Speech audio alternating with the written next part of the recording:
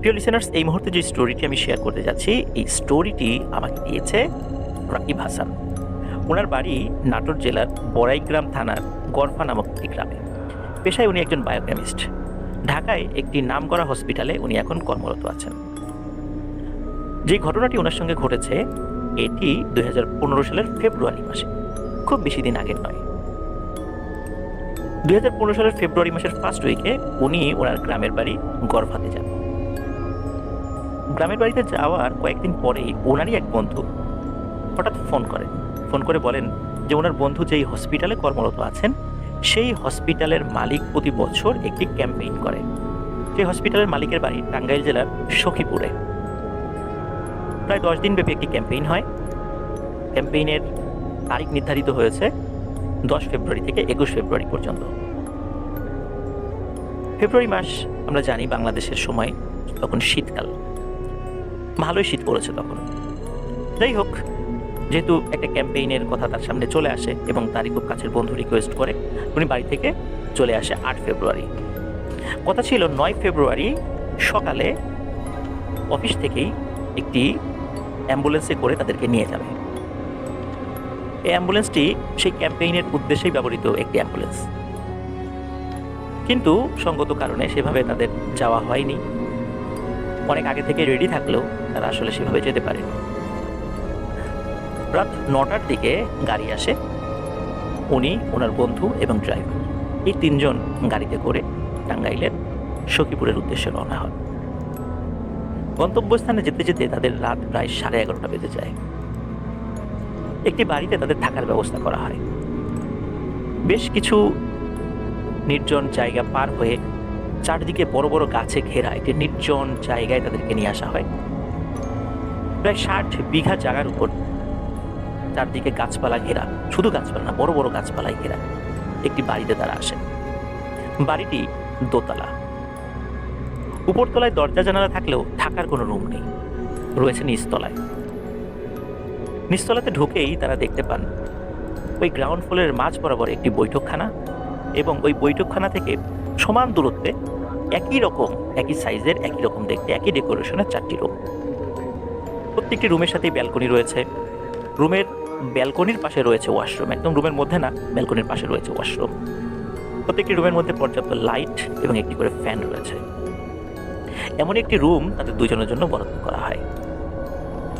দীর্ঘ পথ পাড়ি দিয়ে তারা খুবই ক্লান্ত ছিল। ওই বাড়ির কেয়ারটেকারের নাম মিনহাজ। মিনহাজ ওই বাড়িতে থাকে না, সে তার ওয়াইফ এবং বাচ্চা কাচ্চা সহ ওই বাড়ির সাথেই লাগোয়া একটি টিনের ঘর করেছে, সেখানে থাকে। ওই বাড়ির আশেপাশে তেমন কোনো ঘর বাড়ি নেই, আছে তবে বেশ দূরে দূরে। খুব জোরে চিৎকার করলে হয়তো বা সেই বাড়ি থেকে বা দূরের বাড়িগুলো থেকে শোনা যেতে পারে, কিন্তু একদম কাছ থেকে কেউ ওই বাড়িতে ঘটে যাওয়া কোনো শব্দ শুনবে না। রাতের খাওয়া দাওয়া শেষ করে ক্লান্ত শরীরে ওনারা শুয়ে পড়েন। ওই দিন শীত ভালোই পড়েছে, আর রাতে শীতের প্রকোপটা আরো বেড়ে গিয়েছিল। তারা 2 জন ক্লান্ত শরীরে লেপ মুড়ি দিয়ে শুয়ে পড়েন। রাত 2:30 কি 3টা, হঠাৎ রাকিব হাসান ভাইয়ের প্রচণ্ড শীত অনুভূত হয়। তিনি চিন্তা করছেন কি ব্যাপার, হঠাৎ এত রাত্রে এত শীত কেন অনুভূত হচ্ছে। উনি লেপ ওনার মাথার উপর থেকে সরিয়ে দেখেন যে রুমের একটি লাইট এবং একটি ফ্যান ফুল স্পিডে চলছে। উনি অবাক হন, এত রাত্রে, তাও আবার এই শীতে, লাইটকে জ্বালালো আবার ফ্যানকে চালালো। তো উনি উঠে বসেন। উনি খেয়াল করেন ওনার যে বেড রয়েছে সেই বেড থেকে আরেকটু দূরে যে আরেকটি বেড ছিল, যেই বেডে তার বন্ধু ঘুমিয়েছিল, সেও উঠে বসেছে। উঠে বসে বলছে, রাকিব, এই শীতকালে এত রাত্রে ফ্যানটা যে চালালি, এটা কি মশকরা করার সময়? তখন রাকিব বলছে যে আমি ফ্যান চালাই, আমি কি ফ্যান চালাইলাম, তুই চালাইনি। তখন তার বন্ধু বলে, আমি চালাবো কেন? তখন রাকিব বলে, আমি কেন চালাবো? 2 জন তর্কাতর্কি শুরু করে দেয়। তর্কাতর্কি করতে করতে রাকিব খেয়াল করে লাইট জ্বলছে, ফ্যানও ফুল স্পিডে চলছে, কিন্তু বোর্ডে লাইটের সুইচ অফ, ফ্যানের সুইচ অফ, শুধু ডিম লাইটের সুইচটা অন করা ছিল। ওরা খুবই অবাক হয়, কারণ এই একই দৃশ্য রাকিব হাসানের বন্ধুও খেয়াল করে। তারা চিন্তা করে কি ব্যাপার, ফ্যান এবং লাইট কেন জ্বলছে বা কেন চলছে। এমত অবস্থায় সেই মিনহাজকে তারা ফোন করার চেষ্টা করে। মিনহাজকে ফোন করার চেষ্টা করলেও কিন্তু মজার বিষয় হচ্ছে যে রাত্রে খাওয়া দাওয়ার সময় মিনহাজের নাম্বার তারা নিতে ভুলে যায়। এদিকে তাদের যে ড্রাইভার এসেছিল, তাদের ড্রাইভারের বাড়ি কিন্তু এই যেখানে তারা আছে সেখানে মোটামুটি কাছাকাছি। এই কারণে ড্রাইভার কিন্তু রাত্রে ওই বাড়িতে ছিল না, সে তার নিজের বাড়িতে চলে গিয়েছিল। ওই রাত্রে সাথে সাথে রাকিব হাসান ভাই ওই ড্রাইভারকে ফোন করে মিনহাজ যে কেয়ারটেকার তার নাম্বার নেয়, নাম্বার নিয়ে মিনহাজকে ফোন করে। যেহেতু মিনহাজ একদম ঠিক পাশেই থাকতো, ওই মানে বাড়িটার একদম পাশাপাশিতেই থাকতো, ফোন করার কয়েক মিনিটের মধ্যেই মিনহাজ চলে আসে। মিনহাজ এসে ওই দরজায় কড়া নাড়ে। যখনই মিনহাজ দরজায় কড়া নাড়া শুরু করেছে, সাথে সাথে রাকিব হাসান ভাই এবং তার যে বন্ধু তারা লক্ষ্য করে সাথে সাথে ওই লাইট অফ হয়ে গেল, ফ্যান চলাও বন্ধ হয়ে গেল। যখন ওনারা দরজা খুলে দিলেন, মিনহাজ ঘরে ঢুকে বলল, স্যার কি হয়েছে? তখন রাকিব হাসান ভাই সব ঘটনা খুলে বললেন। তো মিনহাজ ভাই বললেন যে কই লাইট ও ফ্যান ঘুরছে বা লাইট জ্বলছে, সবই তো ঠিক আছে, সবই তো বন্ধ। এই কথা বলতে বলতে রাকিব হাসান ভাই তার হাতে থাকা স্মার্টফোনের টর্চ লাইটটি অন করে মাথার উপরে যখনই ধরেছেন, তখন সবাই দেখতে পান তখনও কিন্তু ফ্যানটি ঘুরছিল। তখন মিনহাজ ভাই একটু থতমত খেয়ে গেলেন।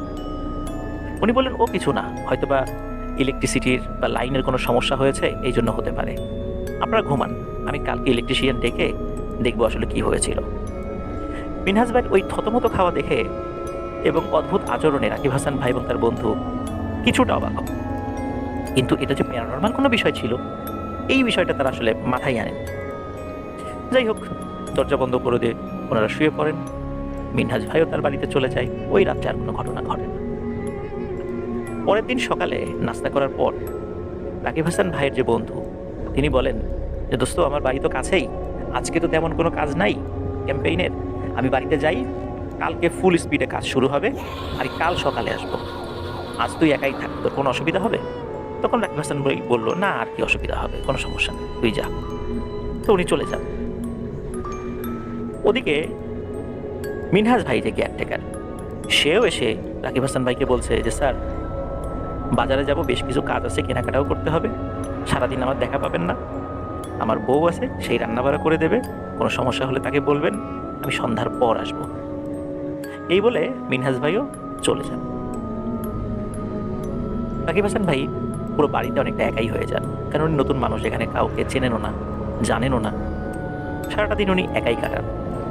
সন্ধ্যার পরে ওনার একাকিত্ব বোধটা বেশ বেড়ে যায়, যার কারণে ওনার সাথে থাকা ল্যাপটপ নিয়ে ব্যালকনিতে বসে উনি মুভি দেখতে থাকেন।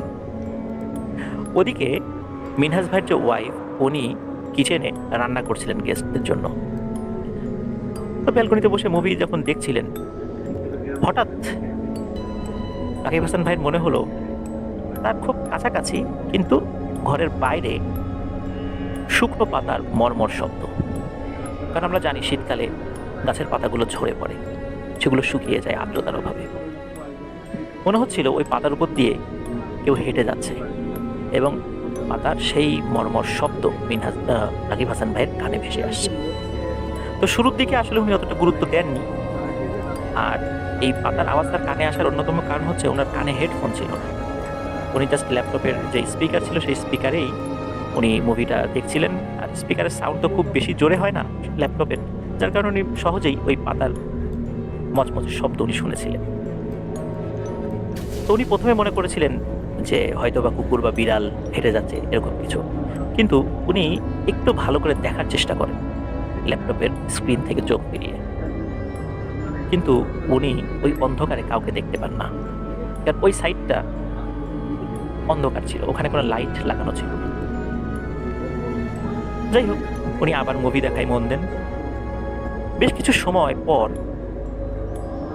হঠাৎ উনি চমকে ওঠেন। কারণ হলো, ওনার কাছে মনে হলো ওই শুকনো পাতার উপর ধপাস করে ভারী কিছু ফেলেছে। এই জন্য উনি ধর্মর করে ওঠেন যে কি ব্যাপার, কি পড়লো।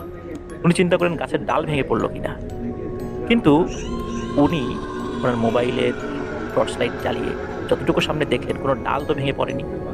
কিন্তু যদি ডাল ভেঙে পড়ে অনেক মোটা আকৃতির ডাল ভেঙে পড়লে হয়তো এমনটা হবে, কিন্তু এমন তো কিছুই দেখা যাচ্ছে না। তাহলে এরকম শব্দটা কেন হলো? উনি মুভি দেখা বন্ধ করে চলে যান কিচেনে, গিয়ে দেখেন কেয়ারটেকার মিনহাজ ভাইয়ের ওয়াইফ রান্না করছে।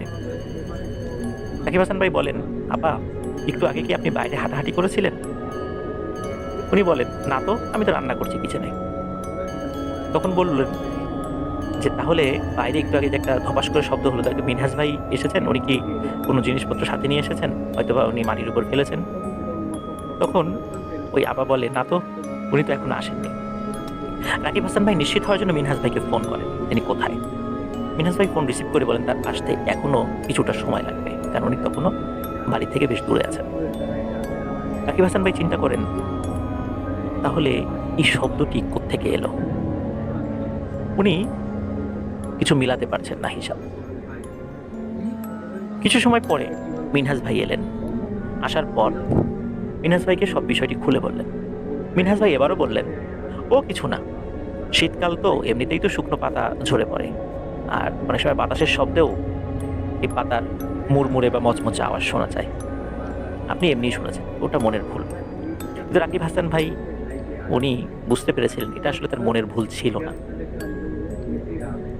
উনি কিছুটা ভয় পাচ্ছিলেন, যার কারণে রাকিব হাসান ভাই মিনহাজ ভাইকে রিকোয়েস্ট করেন যে আজকে রাতে উনি যেন একই রুমে ঘুমিয়ে থাকেন তার সাথে, যেহেতু তার বন্ধু নাই, উনি একা একা ভয় পাবেন। মিনহাজ ভাই রাজি হন এবং তার সাথে ওই রুমে ওই রাত্রে ঘুমান। ওই রাত্রে আর কোনো সমস্যা হয়নি। পরের দিন সকালে রাকিব হাসান ভাইয়ের বন্ধু চলে আসেন এবং তার সাথে আরও একজন বড় ভাইকে নিয়ে আসেন, যিনি এই ক্যাম্পেইনের কাজে হেল্প করবেন। সারাদিন তারা ক্যাম্পেইনের কাজে ব্যস্ত ছিলেন। রাতের বেলা খাওয়া দাওয়া করে তারা শুয়ে পড়েন। তারা একই রুমে ঘুমিয়েছিলেন। রাত প্রায় 12:30টার দিকে হঠাৎ সেই বড় ভাই ডাকাডাকি শুরু করে, এই রাকিব, রাকিব, এই ওঠো ওঠো, কিসের জন্য শব্দ শোনা যাচ্ছে? রাকিব হাসান ভাই এবং ওনার সাথে বন্ধু তারা উঠে বসেন।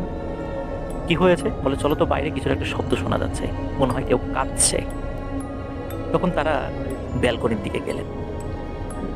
তারা স্পষ্টভাবে শুনতে পেলেন একজন বয়স্ক মানুষ গুংড়িয়ে গুংড়িয়ে কাঁদছে, কিন্তু তাকে দেখা যাচ্ছে না। কিন্তু এটা স্পষ্ট যে এই কান্নাটা এত কাছ থেকে আসছে, মনে হচ্ছে তাদের থেকে হয়তো 10 থেকে 12 হাত দূরে। যেহেতু তারা বায়োকেমিস্ট ছিলেন আর সায়েন্সের স্টুডেন্ট ছিলেন, একটি শব্দ কতটুকু দূর থেকে ভেসে আসতে পারে এটা সম্পর্কে তাদের একটা বেসিক ধারণা ছিল, এবং এই শব্দটা যে ওই বাড়ির সীমানার বাইরে থেকে আসছে না এটাও তারা নিশ্চিত ছিলেন। তখন এই তিনজন ব্যালকনির থেকে নিচে নামেন এবং খুঁজতে থাকেন কোথায় সে শব্দ হচ্ছে। ওনারা যখন নিচে নামেন তখন ওনারা তিনজন স্পষ্টভাবে বুঝতে পারেন এই শব্দটি আস্তে আস্তে সরে যাচ্ছে, এবং সরতে সরতে একসময় এই শব্দটি মিলিয়ে যায়। ওরা খুঁজে পান না আসলে এই শব্দটির উৎস কী ছিল। ওনারা আবার ঘরে ফিরে এসে ঘুমিয়ে পড়েন। এরপর থেকে আর তেমন কোনো ঘটনা ঘটেনি। ক্যাম্পেইন শেষে রাকিব হাসান ভাই ও তার বন্ধু এবং সেই বড় ভাই ওনারা ওই বাড়ি থেকে কিছুটা দূরে একটি চায়ের দোকানে গিয়ে ওই বাড়িটা সম্পর্কে জিজ্ঞাসা করেন। তখন ওই চায়ের দোকানদার বলেন যেই জায়গাটাতে এই বাড়িটি তৈরি করা হয়েছে বহু আগে এখানে একটি শ্মশান ছিল, এবং শ্মশানটি ছিল পরিত্যক্ত শ্মশান। এখানে অনেক বড় বড় গাছপালা ছিল, যেটা এখনো আছে, যেটা আপনারা দেখছেন। এই বাড়ির মালিক অত্যন্ত সস্তা দামে এই জায়গাটি কিনে নেন এবং একটি সুন্দর বাড়ি তৈরি করেন। হঠাৎ হঠাৎ উনি এখানে আসেন, কয়েকদিন থাকেন, আবার চলে যান, আর বিভিন্ন সময় গেস্টরা আসে। এটি ওই দোকানদার বলে, কিন্তু ওই দোকানদার কোনো প্যারানর্মাল বিষয়ের কথা বলতে চায় না, চেপে যায়। ঠিক যেমনটি বাড়ির কেয়ারটেকার মিনহাজ ভাই চেপে গিয়েছিল। কিন্তু উভয়ের আচরণে তারা স্পষ্টভাবে বুঝতে পারেন যে শুরু থেকে শেষ পর্যন্ত তাদের সাথে যেই ঘটনাগুলো ঘটেছে, এই ঘটনাগুলোতে তারা হয়তোবা এক্সট্রিম লেভেলের ভয় পাননি, কিন্তু তারা এতটুকু বুঝতে পারেন এটা প্যারানর্মাল ঘটনা ছিল। ওখান থেকে চলে আসার পরে ওই ঘটনাগুলোর কথা মনে করে আজও তারা ভয়ে শিহরিত হন। ঘটনাটির স্থান নড়াইল জেলার লোহাগাড়া উপজেলার শালনগর ইউনিয়নে। আর ঘটনাটির সময় যখন শুরু হয় এটি মোটামুটি 1996 সাল থেকে 2005-6 সালের মধ্যবর্তী সময়। এই প্রায় 10 বছরের একটি টাইম রেঞ্জ রয়েছে এখানে। শালনগর ইউনিয়নে একজন ফকির বা কবিরাজ আমরা যেটাকে বলি বা তান্ত্রিক বলি, যেটা সাধারণত গ্রামের ভাষায় তাদের নামের শেষে ফকির শব্দটা যোগ করা হয়, এমন একজন ফকির ছিলেন। তার নাম হচ্ছে এনায়েত ফকির। উনি জিনে ধরা, ঝাড়ফু এই রিলেটেড বিষয়গুলো ট্রিটমেন্ট করতেন। ওনার আরেকটি শখ ছিল, নেহায়েত শখের বসে উনি কাজটি করতেন, সেটি হচ্ছে ওনার একটা ঘোড়া ছিল। গ্রামের বিভিন্ন মেলায় ঘোড়দৌড় প্রতিযোগিতা হতো, এখনও হয়তো বা কোনো কোনো জায়গায় হয়, কিন্তু আগের মতো এখন আর সেরকম দেখা যায় না।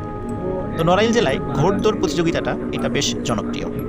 তো উনি এই নিজের যে ঘোড়াটি ছিল এই ঘোড়াটি নিয়ে সেই ঘোড়দৌড় প্রতিযোগিতায় অংশ নিতেন, এবং ওনার ঘোড়ার সাথে দৌড়ে অন্য কোনো ঘোড়া সাধারণত পারত না।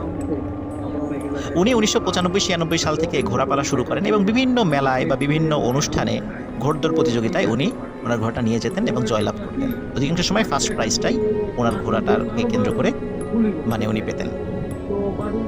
সময়টি ছিল 2002 সালের দিকে। শালনগর ইউনিয়নে একটি নামকরা মেলা হচ্ছিল। এই মেলায় ঘোড়দৌড়ের 3টা ইভেন্ট ছিল। উনি 3টা ইভেন্টেই ওনার ঘোড়ার প্রতিযোগিতা, ওনার যে ঘোড়া সেটি নিয়ে যে সেখানে যাবেন সেটার জন্য তিনি নাম এনরোল করান। ঘোড়াদৌড়ের প্রতিযোগিতাটা এমন ছিল যে ঘোড়াটা একটা লাইনের একটা জায়গা থেকে ছেড়ে দেওয়া হবে, ঘোড়াগুলো দৌড়ে একটা জায়গায় গিয়ে আবার ফিরে আসতে হবে, কিন্তু ঘোড়ার উপরে কোনো মানুষ থাকা যাবে না। প্রথম রাউন্ডে ওনার ঘোড়া সহ আরও অনেকের ঘোড়া শুরু করে তাদের প্রতিযোগিতা। সেখানে এনায়েত ফকিরের ঘোড়াটি প্রথম স্থান অধিকার করে। কিন্তু অদ্ভুত ব্যাপার হচ্ছে, ওখানে অন্য যে ঘোড়াগুলি ছিল এর অধিকাংশ ঘোড়াগুলোই ব্যাক করে আসে না। তারা দৌড় শুরু করেছে এবং একটা জায়গায় ফিরে আসার সময় তারা ফিনিশ লাইনে না এসে অন্যদিকে দৌড়ে চলে গেছে। মালিকটা সেই ঘোড়াগুলোকে আবার ধরে নিয়ে এসেছে। তো অদ্ভুত ব্যাপার, ঘোড়াগুলো তো পরে আসলেও ফিনিশ লাইনে তো আসার কথা, কিন্তু সেগুলো কেন আসছে না? দ্বিতীয় রাউন্ড শুরু হয়। দ্বিতীয় রাউন্ডেও এনায়েত ফকিরের ঘোড়াটি প্রথম স্থান অধিকার করে, আর অন্য ঘোড়াগুলো একই অদ্ভুত আচরণ করে। ওই সময় ওই গ্রামেরই আরেকজন ফকির বা তান্ত্রিক কবিরাজ, তার নাম ছিল ইসহাক ফকির। তিনিও তার ঘোড়াকে ওইখানে নিয়ে এসেছিলেন। দুইবার 2টা ইভেন্টে ঘোড়াকে নামিয়ে তিনি কোনো ফল পেলেন না, জয়লাভ করতে পারেননি। কিন্তু তিনি কিছু একটা বিষয় আঁচ করতে পেরেছিলেন, কারণ তিনি নিজেও একজন তান্ত্রিক বা ফকির বা কবিরাজ ছিলেন। তিনি সরাসরি এনায়েত ফকিরকে দোষারোপ করতে থাকেন, বলতে থাকেন যে তুই তন্ত্রমন্ত্র করে এই ঘোড়াগুলোকে দৃষ্টি বিভ্রম করে দিচ্ছিস, এই কাজটি বন্ধ কর, ন্যায়ভাবে প্রতিযোগিতায় অংশগ্রহণ কর। এনায়েত ফকির বিষয়টি অস্বীকার করে। ইসহাক ফকির বারবার যখন এনায়েত ফকিরকে দোষারোপ করছিল, একটি পর্যায়ে এনায়েত ফকিরের সাথে ইসহাক ফকিরের হাতাহাতি শুরু হয়ে যায়। যাই হোক, এনায়েত ফকির বলে যে থার্ড রাউন্ডেও আমার ঘোড়াটি প্রথম হবে, তুই যা পারিস কর। সত্যি থার্ড রাউন্ডেও এনায়েত ফকিরের ঘোড়াটি প্রথম স্থান অধিকার করে। ইসহাক ফকিরের ঘোড়াটিও অন্যান্য ঘোড়ার মতো দিগ্ভ্রান্ত হয়ে অন্যদিকে চলে যায়। ইসহাক ফকির এবারও এসে এনায়েত ফকিরকে দোষারোপ করে এবং গালিগালাজ করতে থাকে। আবারও শুরু হয়ে যায় দুজনের মধ্যে হাতাহাতি। মানুষজন এসে তাদেরকে থামায়। ইসহাক ফকির এনায়েত ফকিরকে হুমকি দেয়, তোকে আমি দেখে নেব। এই বলে ইসহাক ফকির চলে যায়। এনায়েত ফকির তার ঘোড়াটিকে নিয়ে বিজয়ের বেশে বাড়িতে ফিরে আসে। 3টা পুরস্কার পেয়েছে সে। তার স্ত্রীকে বলে তার এই সফলতার কথা। স্ত্রী খুশি হয় এবং তার একটা ছোট ছেলে সন্তানও ছিল, সেও খুশি। ঘোড়াটিকে সুন্দর করে গোসল করিয়ে খাইয়ে দিয়ে ঘোড়ার আস্থা বলে রেখে দেয়। ওই রাত্রে ঘটে একটি মর্মান্তিক ঘটনা। মধ্যরাতে হঠাৎ এনায়েত ফকিরের স্ত্রী চিৎকার চেঁচামেচি শুরু করে। এনায়েত ফকির বলে কি হয়েছে? আর স্ত্রী বলে তার ছেলেটি একদম নিস্তেজ হয়ে গেছে, নড়াচড়া করছে না, টেনে টেনে দম নিচ্ছে। এনায়েত ফকির ওনার যে তন্ত্রমন্ত্র ঝাড়ফুঁক জানা ছিল, দ্রুত ঝাড়ফুঁক করে যখন দেখে যে কোনো উন্নতি হচ্ছে না, তখন উনি ওনার বাড়ি থেকে কয়েকটা বাড়ি দূরে একটি ভ্যানওয়ালাকে ডেকে তোলে, বলে যে দ্রুত উপজেলা সদর হসপিটালে নিয়ে যেতে হবে, মানে স্বাস্থ্য কমপ্লেক্স যেটা।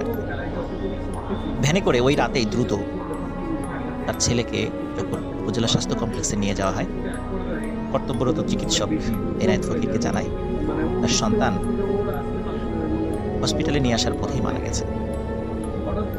এনায়েত ফকিরের বাড়িতে নেমে আসে শোকের ছায়া। ছেলেকে দাফন কাফন শেষ করে উনি যখন বাড়িতে ফেরেন, বাড়িতে ফিরে দেখে আরেকটি ঘটনা। ওনার স্ত্রী অসুস্থ এবং ওনার শখের ঘোড়াটি সেটিও খুব অসুস্থ। তখন উনি বুঝতে পারেন বিষয়টি স্বাভাবিক না, নিশ্চয়ই এখানে অন্য কোনো বিষয় কাজ করছে। তখন ওনার স্ত্রী এবং ঘোড়াকে উনি বিভিন্ন ট্রিটমেন্ট করে, ঝাড়ফুঁক করে আল্লাহর রহমতে সুস্থ করে তোলেন। উনি বুঝতে পারেন এটি ওই ইসহাক ফকিরের কাজ। তিনি যে হুমকি দিয়েছিলেন এবং ঘোড়দৌড় প্রতিযোগিতায় তার ঘোড়াটা হেরে যাওয়ার কারণে এই কাজটি করেছেন। যাই হোক, তার স্ত্রী যখন সুস্থ হয়, ঘোড়াটিও যখন সুস্থ হয়ে যায়, স্ত্রী বলে, তোমার এই ঘোড়ার কারণে আজকে আমার সন্তানকে হারিয়েছি, এই ঘোড়াকে আর রাখা যাবে না। আবার কোনো এক প্রতিযোগিতায় যাবা, সেখানে আবার কারোর সাথে গোলমাল হবে, সে কোনো ব্ল্যাক ম্যাজিক করবে, আবার পরিবারের কোনো ক্ষতি হবে, সুতরাং এই ঘোড়াটি তোমাকে বিক্রি করে দিতে হবে। স্ত্রীর পীড়াপিড়িতে এনায়েত ফকির তার প্রিয় শখের ঘোড়াটি বিক্রি করে দিতে রাজি হন। খুব দ্রুত একটি ক্রেতাও পেয়ে যান।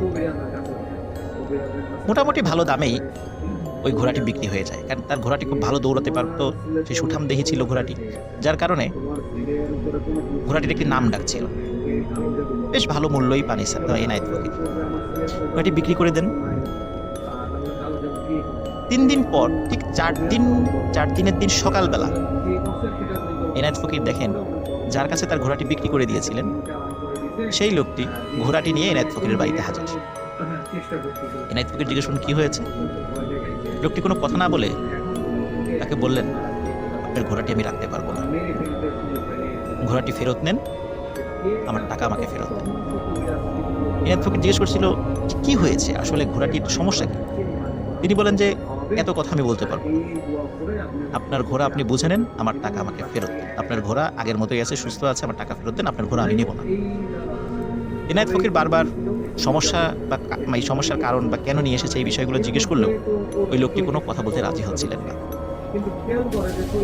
যাই হোক, নিরুপায় হয়ে এনায়েত ফকির ঘোড়ার টাকা ফেরত দেন এবং ঘোড়াটিকে রেখে দেন।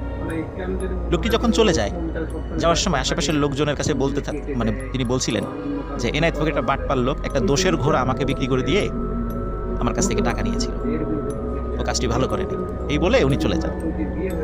যাই হোক, কয়েকদিন পর আরেকজন ক্রেতার কাছে এনায়েত ফকির ঘোড়াটি বিক্রি করে দেন। যেই লোক ঘোড়াটি কিনে নিয়ে যান, উনিও ঠিক 4 দিনের মাথায়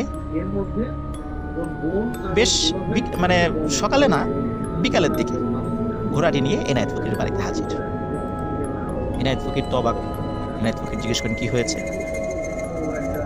তখন এনায়েত ফকিরকে ওই লোকটি বলেন, আপনার ঘোড়াটি আমি রাখতে পারবো না, ঘোড়া ফেরত নেন, আমাকে টাকা ব্যাক দেন। এনায়েত ফকির জিজ্ঞেস করে কি হয়েছে, সমস্যা আমাকে বলতেই হবে। তখন লোকটি বলেন, আপনার ঘোড়ার সমস্যা আছে। বলে কি সমস্যা, তার কি শারীরিক কোনো সমস্যা? বলে না, আপনার ঘোড়ার কারণে বিগত 3 রাত আমাদের পরিবারের সদস্যরা কেউ ঘুমাতে পারে না, তারা দিনের বেলা ঘুমায়, রাত্রে ঘুমাতে পারে না।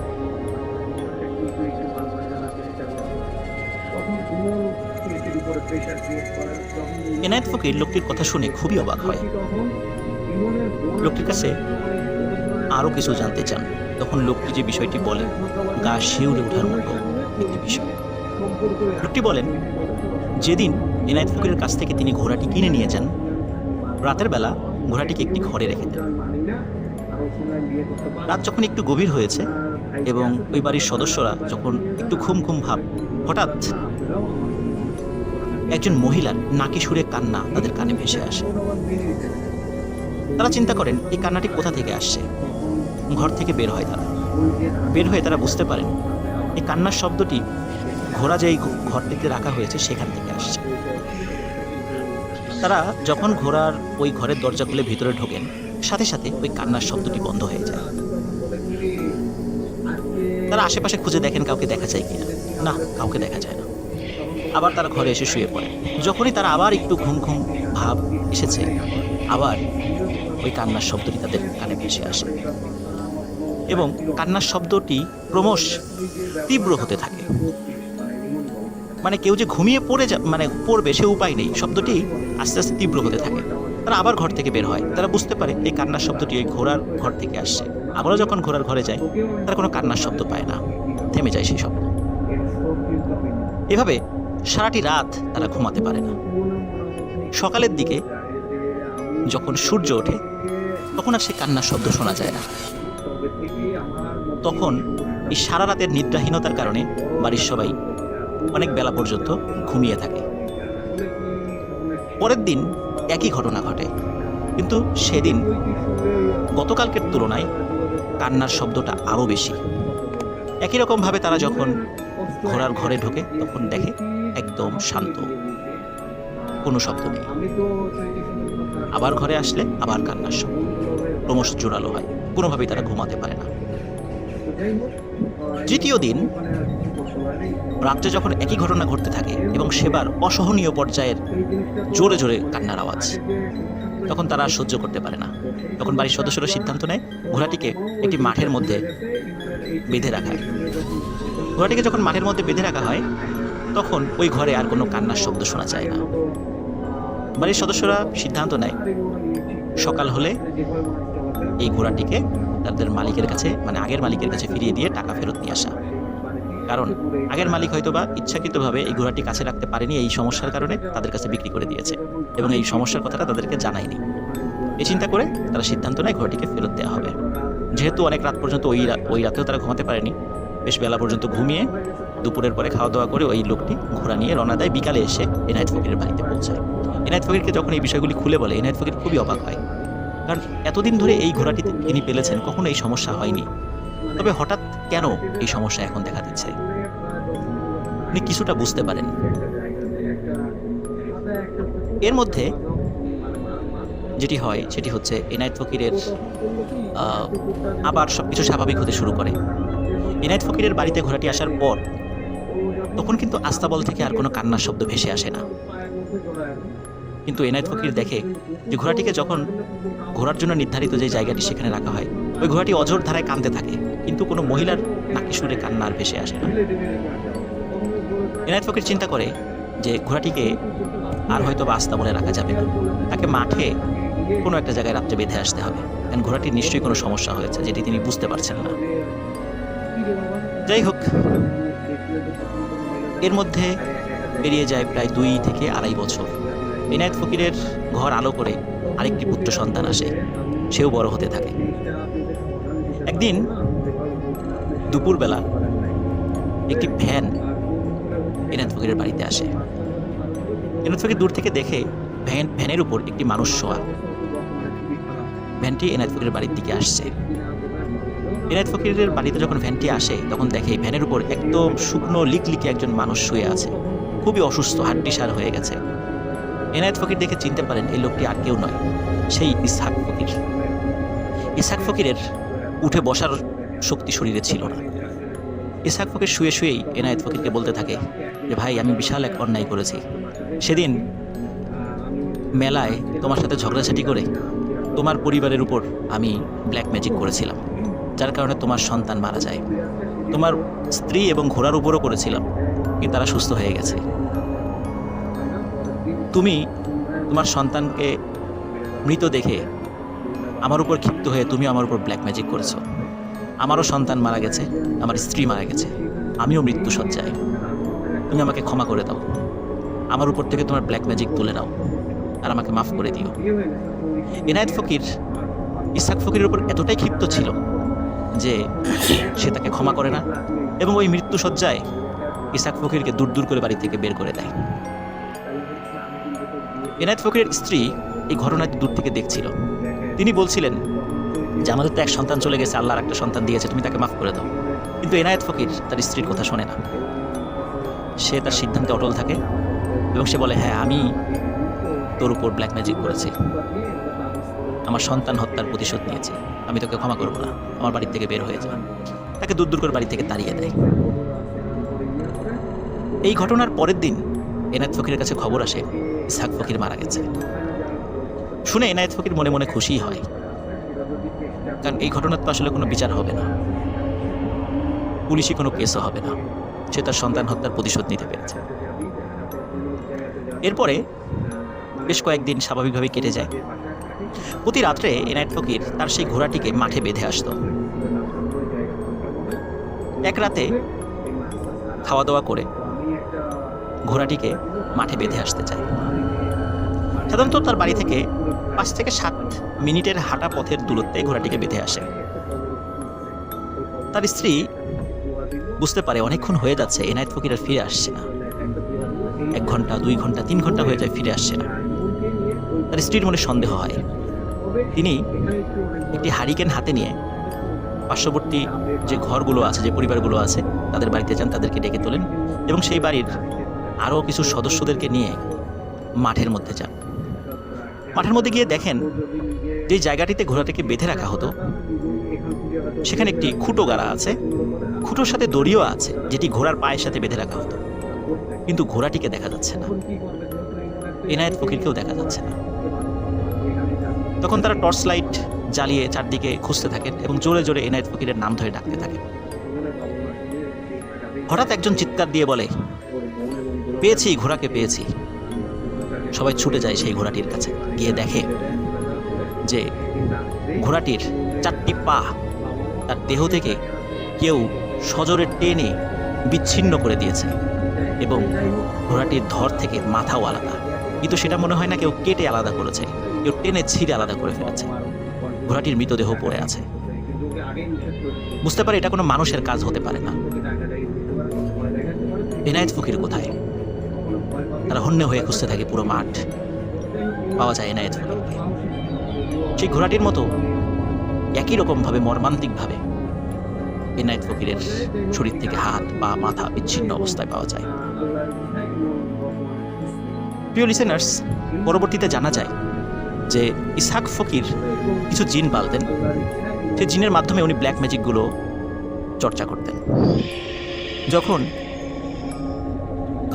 ইসহাক ফকিরও উনি যখন মৃত্যুশয্যায় চলে যান, তখন ইসহাক ফকিরের পালিত জিনেরা তারা ইসহাক ফকিরকে পরামর্শ দেয় যে এনায়েত ফকির তার উপর যে ব্ল্যাক ম্যাজিক করেছে এটি তারা কাটাতে পারবে না, অবশ্যই এনায়েত ফকিরকে কাছে গিয়ে ক্ষমা চাইতে হবে। তিনি যদি এই ব্ল্যাক ম্যাজিকটা কাটান তবে উনি বাঁচতে পারবেন, তাছাড়া বাঁচা সম্ভব নয়। এই জন্যই ইসহাক ফকির এনায়েত ফকিরের বাড়িতে গিয়েছিলেন। কিন্তু মৃত্যুশয্যায় দেখেও এনায়েত ফকির ইসহাক ফকিরকে ক্ষমা করেননি। ইসহাক ফকির মারা যায়। ইসহাক ফকিরের যে পালিত জিনেরা ছিল তারা এনায়েত ফকিরের উপর খুবই ক্ষিপ্ত হয়। তারা চিন্তা করে এর প্রতিশোধ নিতেই হবে, তাদের মালিকের হত্যার প্রতিশোধ নিতেই হবে। কারণ মৃত্যুশয্যায় একজন মানুষ ক্ষমা চেয়েছে, ক্ষমা চাইলে তো আল্লাহও মাফ করে দেন, কিন্তু সে কেন ক্ষমা করলো না? এই জন্য তারাও সুযোগের অপেক্ষায় ছিল। এই সুযোগ চলে আসে একদিন। যখনই সেই সুযোগটি পায় তখনই সেই ঘোড়া আর এনায়েত ফকিরকে ওই জিনেরা নির্মমভাবে হত্যা করে। প্রিয় লিসেনার্স, ওই ঘোড়াটি কেন কাঁদত? আসলে জানা যায় বা পরবর্তীতে জানা গিয়েছিল যে ওই ঘোড়াটি সবসময় এই চিন্তা করে কাঁদত যে তার মালিক খুব তাড়াতাড়ি হয়তো বা মারা যাবে, তার উপর বিপদ আসছে। যেহেতু তার উপর ব্ল্যাক ম্যাজিক করা হয়েছিল, ওই ঘোড়াটির সাথেও একটি জিন থাকত, সে ওই ঘোড়াটিকে পাহারা দিত। সেও তার মালিকের জন্য কান্নাকাটি করত, কিন্তু সে জিনটি ছিল বোবা, সে কিছু বলতে পারত না। এভাবেই এনায়েত ফকির এবং ইসহাক ফকিরের করুণ পরিণতি ঘটে। আর ব্ল্যাক ম্যাজিকের যারা করেন তাদের পরিণতি কী হয়? এনায়েত ফকির এবং ইসহাক ফকির তাদের উজ্জ্বল দৃষ্টান্ত। ঘটনাটি অনেক আগের। আসলে এটা যে এক্স্যাক্ট কত সালের ঘটনা এটি সেই বোটম্যান ভালো করে বলতে পারেনি। তবে সে এতটুকু বলেছে যে তার দাদা যখন ছোট ছিল, বয়স 12-13 ছিল, সেই সময়ের ঘটনায় ছিল এটি। তার দাদা মারা গেছে আজ থেকে আরও বহু বছর আগে। ধারণা করা হয় ঘটনাটি প্রায় 100 বছরেরও বেশি পুরনো হবে। তো যাই হোক, কিন্তু এক্স্যাক্ট সময়টা বা আসলে কতদিনের পুরনো সেটা বলা যাচ্ছে না, তবে এটা অনেক পুরনো। যাকে কেন্দ্র করে এই ঘটনাটির সূত্রপাত, তার প্রকৃত নাম হচ্ছে হারুন। কিন্তু লোকে সবাই তাকে মোটু পাগল বলে চিনত। বয়স ছিল কম, কিন্তু অদ্ভুত ব্যাপার হচ্ছে যে এই হারুন বা মোটু পাগল সে খুব চমৎকার করে হাসতে পারত। তার হাসি দেখে যে কোনো পাষাণ হৃদয়ও গলে যেতে বাধ্য ছিল। সবাই তাকে পছন্দ করত, কিন্তু ওর একটি সমস্যা ছিল, সেটি হচ্ছে ও একটু অটিস্টিক ছিল। ও কারোর সাথে সেভাবে মিশতো না। বাচ্চাটা যখন খেলতো ও পাশে বসে খেলা দেখত এবং ও শুধু হাসতো। বাচ্চারা ওর হাসিকে খুব পছন্দ করত। তো ওরা যেটা করতো, পেয়ারা, আম, কাঁঠাল, লিচু, বিভিন্ন ফলমূল এনে ওই মোটু পাগলকে খেতে দিত। মোটু পাগলও খুব সাদরে সেটা গ্রহণ করত। এভাবেই চলছিল। মোটু পাগলের বয়স যখন খুব 2-3, তখন থেকে কিন্তু এরকম সুন্দর হাসি সে দিত। আস্তে আস্তে যখন বড় হতে থাকে তখন সে দেখতো সবাই দেখতো সে শুধু হাসে, তেমন কোনো কথা বলে না, যার কারণে ওর ভিতরে ওই অটিজমের বিষয়টা প্রকাশ পায়। যাই হোক, মোটু পাগলের বয়স যখন 10 কি 11, সেই সময় একটি অদ্ভুত বিষয় পরিলক্ষিত হয়। কোনো একদিন মোটু পাগল সকাল থেকে আর হাসে না। কি হয়েছে, কেন হয়েছে, কেউ কিছু বুঝতে পারে না। মোটু পাগল আর হাসে না। মোটু পাগল কিন্তু বোবা ছিল না, টুকটাক কথা বলতো, কিন্তু খুব প্রয়োজন ছাড়া কারোর সাথে কথা বলতো না।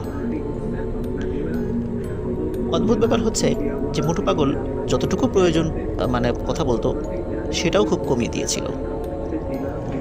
কিন্তু সে প্রতিদিনের মতো মাঠে যেত, বন্ধুদের খেলা দেখতো। তো বন্ধুরা যখন খেয়াল করলো যে মোটু পাগল আর হাসছে না, তখন বন্ধুরা কাছে এসে বলতো, কি মোটু পাগল, হাসিস না কেন? তো এইভাবে বলতো। কিন্তু মোটু পাগল কোনো উত্তর দেয় না। মোটু পাগলকে তার বন্ধুরা আগের মতোই বিভিন্ন ফলমূল নিয়ে এসে খেতে দেয়, কিন্তু মোটু পাগল সেটি খুব একটা গ্রহণ করে না। কখনো কখনো 1-2টা গ্রহণ করতো কোনো ফলমূল, কিন্তু অধিকাংশ সময় সে সেটা গ্রহণ করতো না, চুপ করে বসে থাকতো। বন্ধুরা বিরক্ত হয় যে কি হলো, মোটু পাগল হঠাৎ এরকম হাসি বন্ধ করে দিল কেন? তার পরিবারের লোকজনও চিন্তা করে কি ব্যাপার, ও হাসে না কেন? অনেকেই চিন্তা করে হয়তো বা ও আগে হাসতো, এখন মনে হয় হঠাৎ ভালো হয়ে গেছে, বা ওর অটিজমটা দূর হয়ে গেছে, যার কারণে সে এখন চুপচাপ আছে। কিন্তু চুপচাপ থাকলে তো সে স্বাভাবিক আচরণ করবে, সে স্বাভাবিক আচরণও করছিল না। তো এভাবেই চলে যাচ্ছিল দিনের পর দিন। এর মধ্যে একটি অদ্ভুত ঘটনা ঘটে। মোটু পাগল বসে আছে, দূরে একজন ব্যবসায়ী, ওই গ্রামের একজন ব্যবসায়ী, সে হেঁটে হেঁটে যাচ্ছিল। মোটু পাগল দূর থেকে তাকে ডাকে, এই এদিকে আসো, এদিকে আসো, এইভাবে হাত দিয়ে ইশারা করে এবং কথা বলে ডাকে। তখন ওই লোকটি মোটু পাগলের কাছে যায়। কাছে যাওয়ার পরে বলে, কিরে মোটু পাগল, আমাকে ডাকলি কেন? তখন মোটু পাগল বলে ওঠে, তুমি তো টাকা পাবা, অনেক টাকা পাবা। তখন ওই লোকটি চিন্তা করে যে কী ব্যাপার, মোটু পাগল হঠাৎ করে আমাকে এই কথা বললো কেন, তুমি তো টাকা পাবা, অনেক টাকা পাবা। তো আর কোনো কথা না বাড়িয়ে উনি ওখান থেকে হেঁটে চলে যান। আসলে উনি একটা ব্যবসায়িক পাওনাদারের কাছে যাচ্ছিলেন। অনেক দিন ধরে ওই পাওনাদার তাকে টাকা দিচ্ছিল না, আজ না কাল, কাল না পরশু, এভাবে ঘোরাচ্ছিল, অনেকদিন আসা যাওয়া করে। ওই সময়ের টাকায় প্রায় 20,000 টাকা পেত। তখন কিন্তু 20,000 টাকা অনেক টাকা। অদ্ভুত ব্যাপার, ওই দিন যখন ওই লোকটি তার পাওনাদারের সাথে দেখা করে, পাওনাদার খুব আপ্যায়ন করে তাকে এবং খুব সমাদরভাবে তাকে 20,000 টাকা বুঝিয়ে দেয়। তিনি খুব অবাক হন যে এতদিন ঘুরে ঘুরে টাকাটা পাচ্ছিলাম না, আজ এত আনন্দের সাথে এত খাতির করে আমাকে টাকাটা দিয়ে দিল, কি হলো ঘটনা? কিন্তু আসলে বুঝতে পারে না যে আসলে কেন টাকাটা এতদিন ঘুরে ঘুরে দিচ্ছিল না, হঠাৎ আজকে কেন দিয়ে দিল। যাই হোক, চিন্তা করে যে আসার পথে মোটু পাগল তো বলেছিল যে তুমি টাকা পাবা আজকে। তখন মোটু পাগলের কথা চিন্তা হয় তার। তিনি চিন্তা করে হয়তো বা মোটু পাগল জানতো, কিন্তু কিভাবে জানতো, এটা ওনার মাথার মধ্যে বারবার প্রশ্ন উদিত হচ্ছে। যাই হোক, এই ঘটনাটি উনি তেমন কাউকে বলে না, বাড়িতে ফিরে আসে। এর কয়েকদিন পরে আরেকটি ঘটনা ঘটে।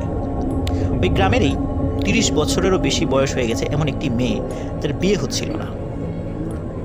অনেক পাত্র দেখানো হয়, পাত্রদের তরফ থেকে অনেক পাকা কথা দেওয়া হলেও শেষ পর্যন্ত বিয়েটা ভেঙে যায়।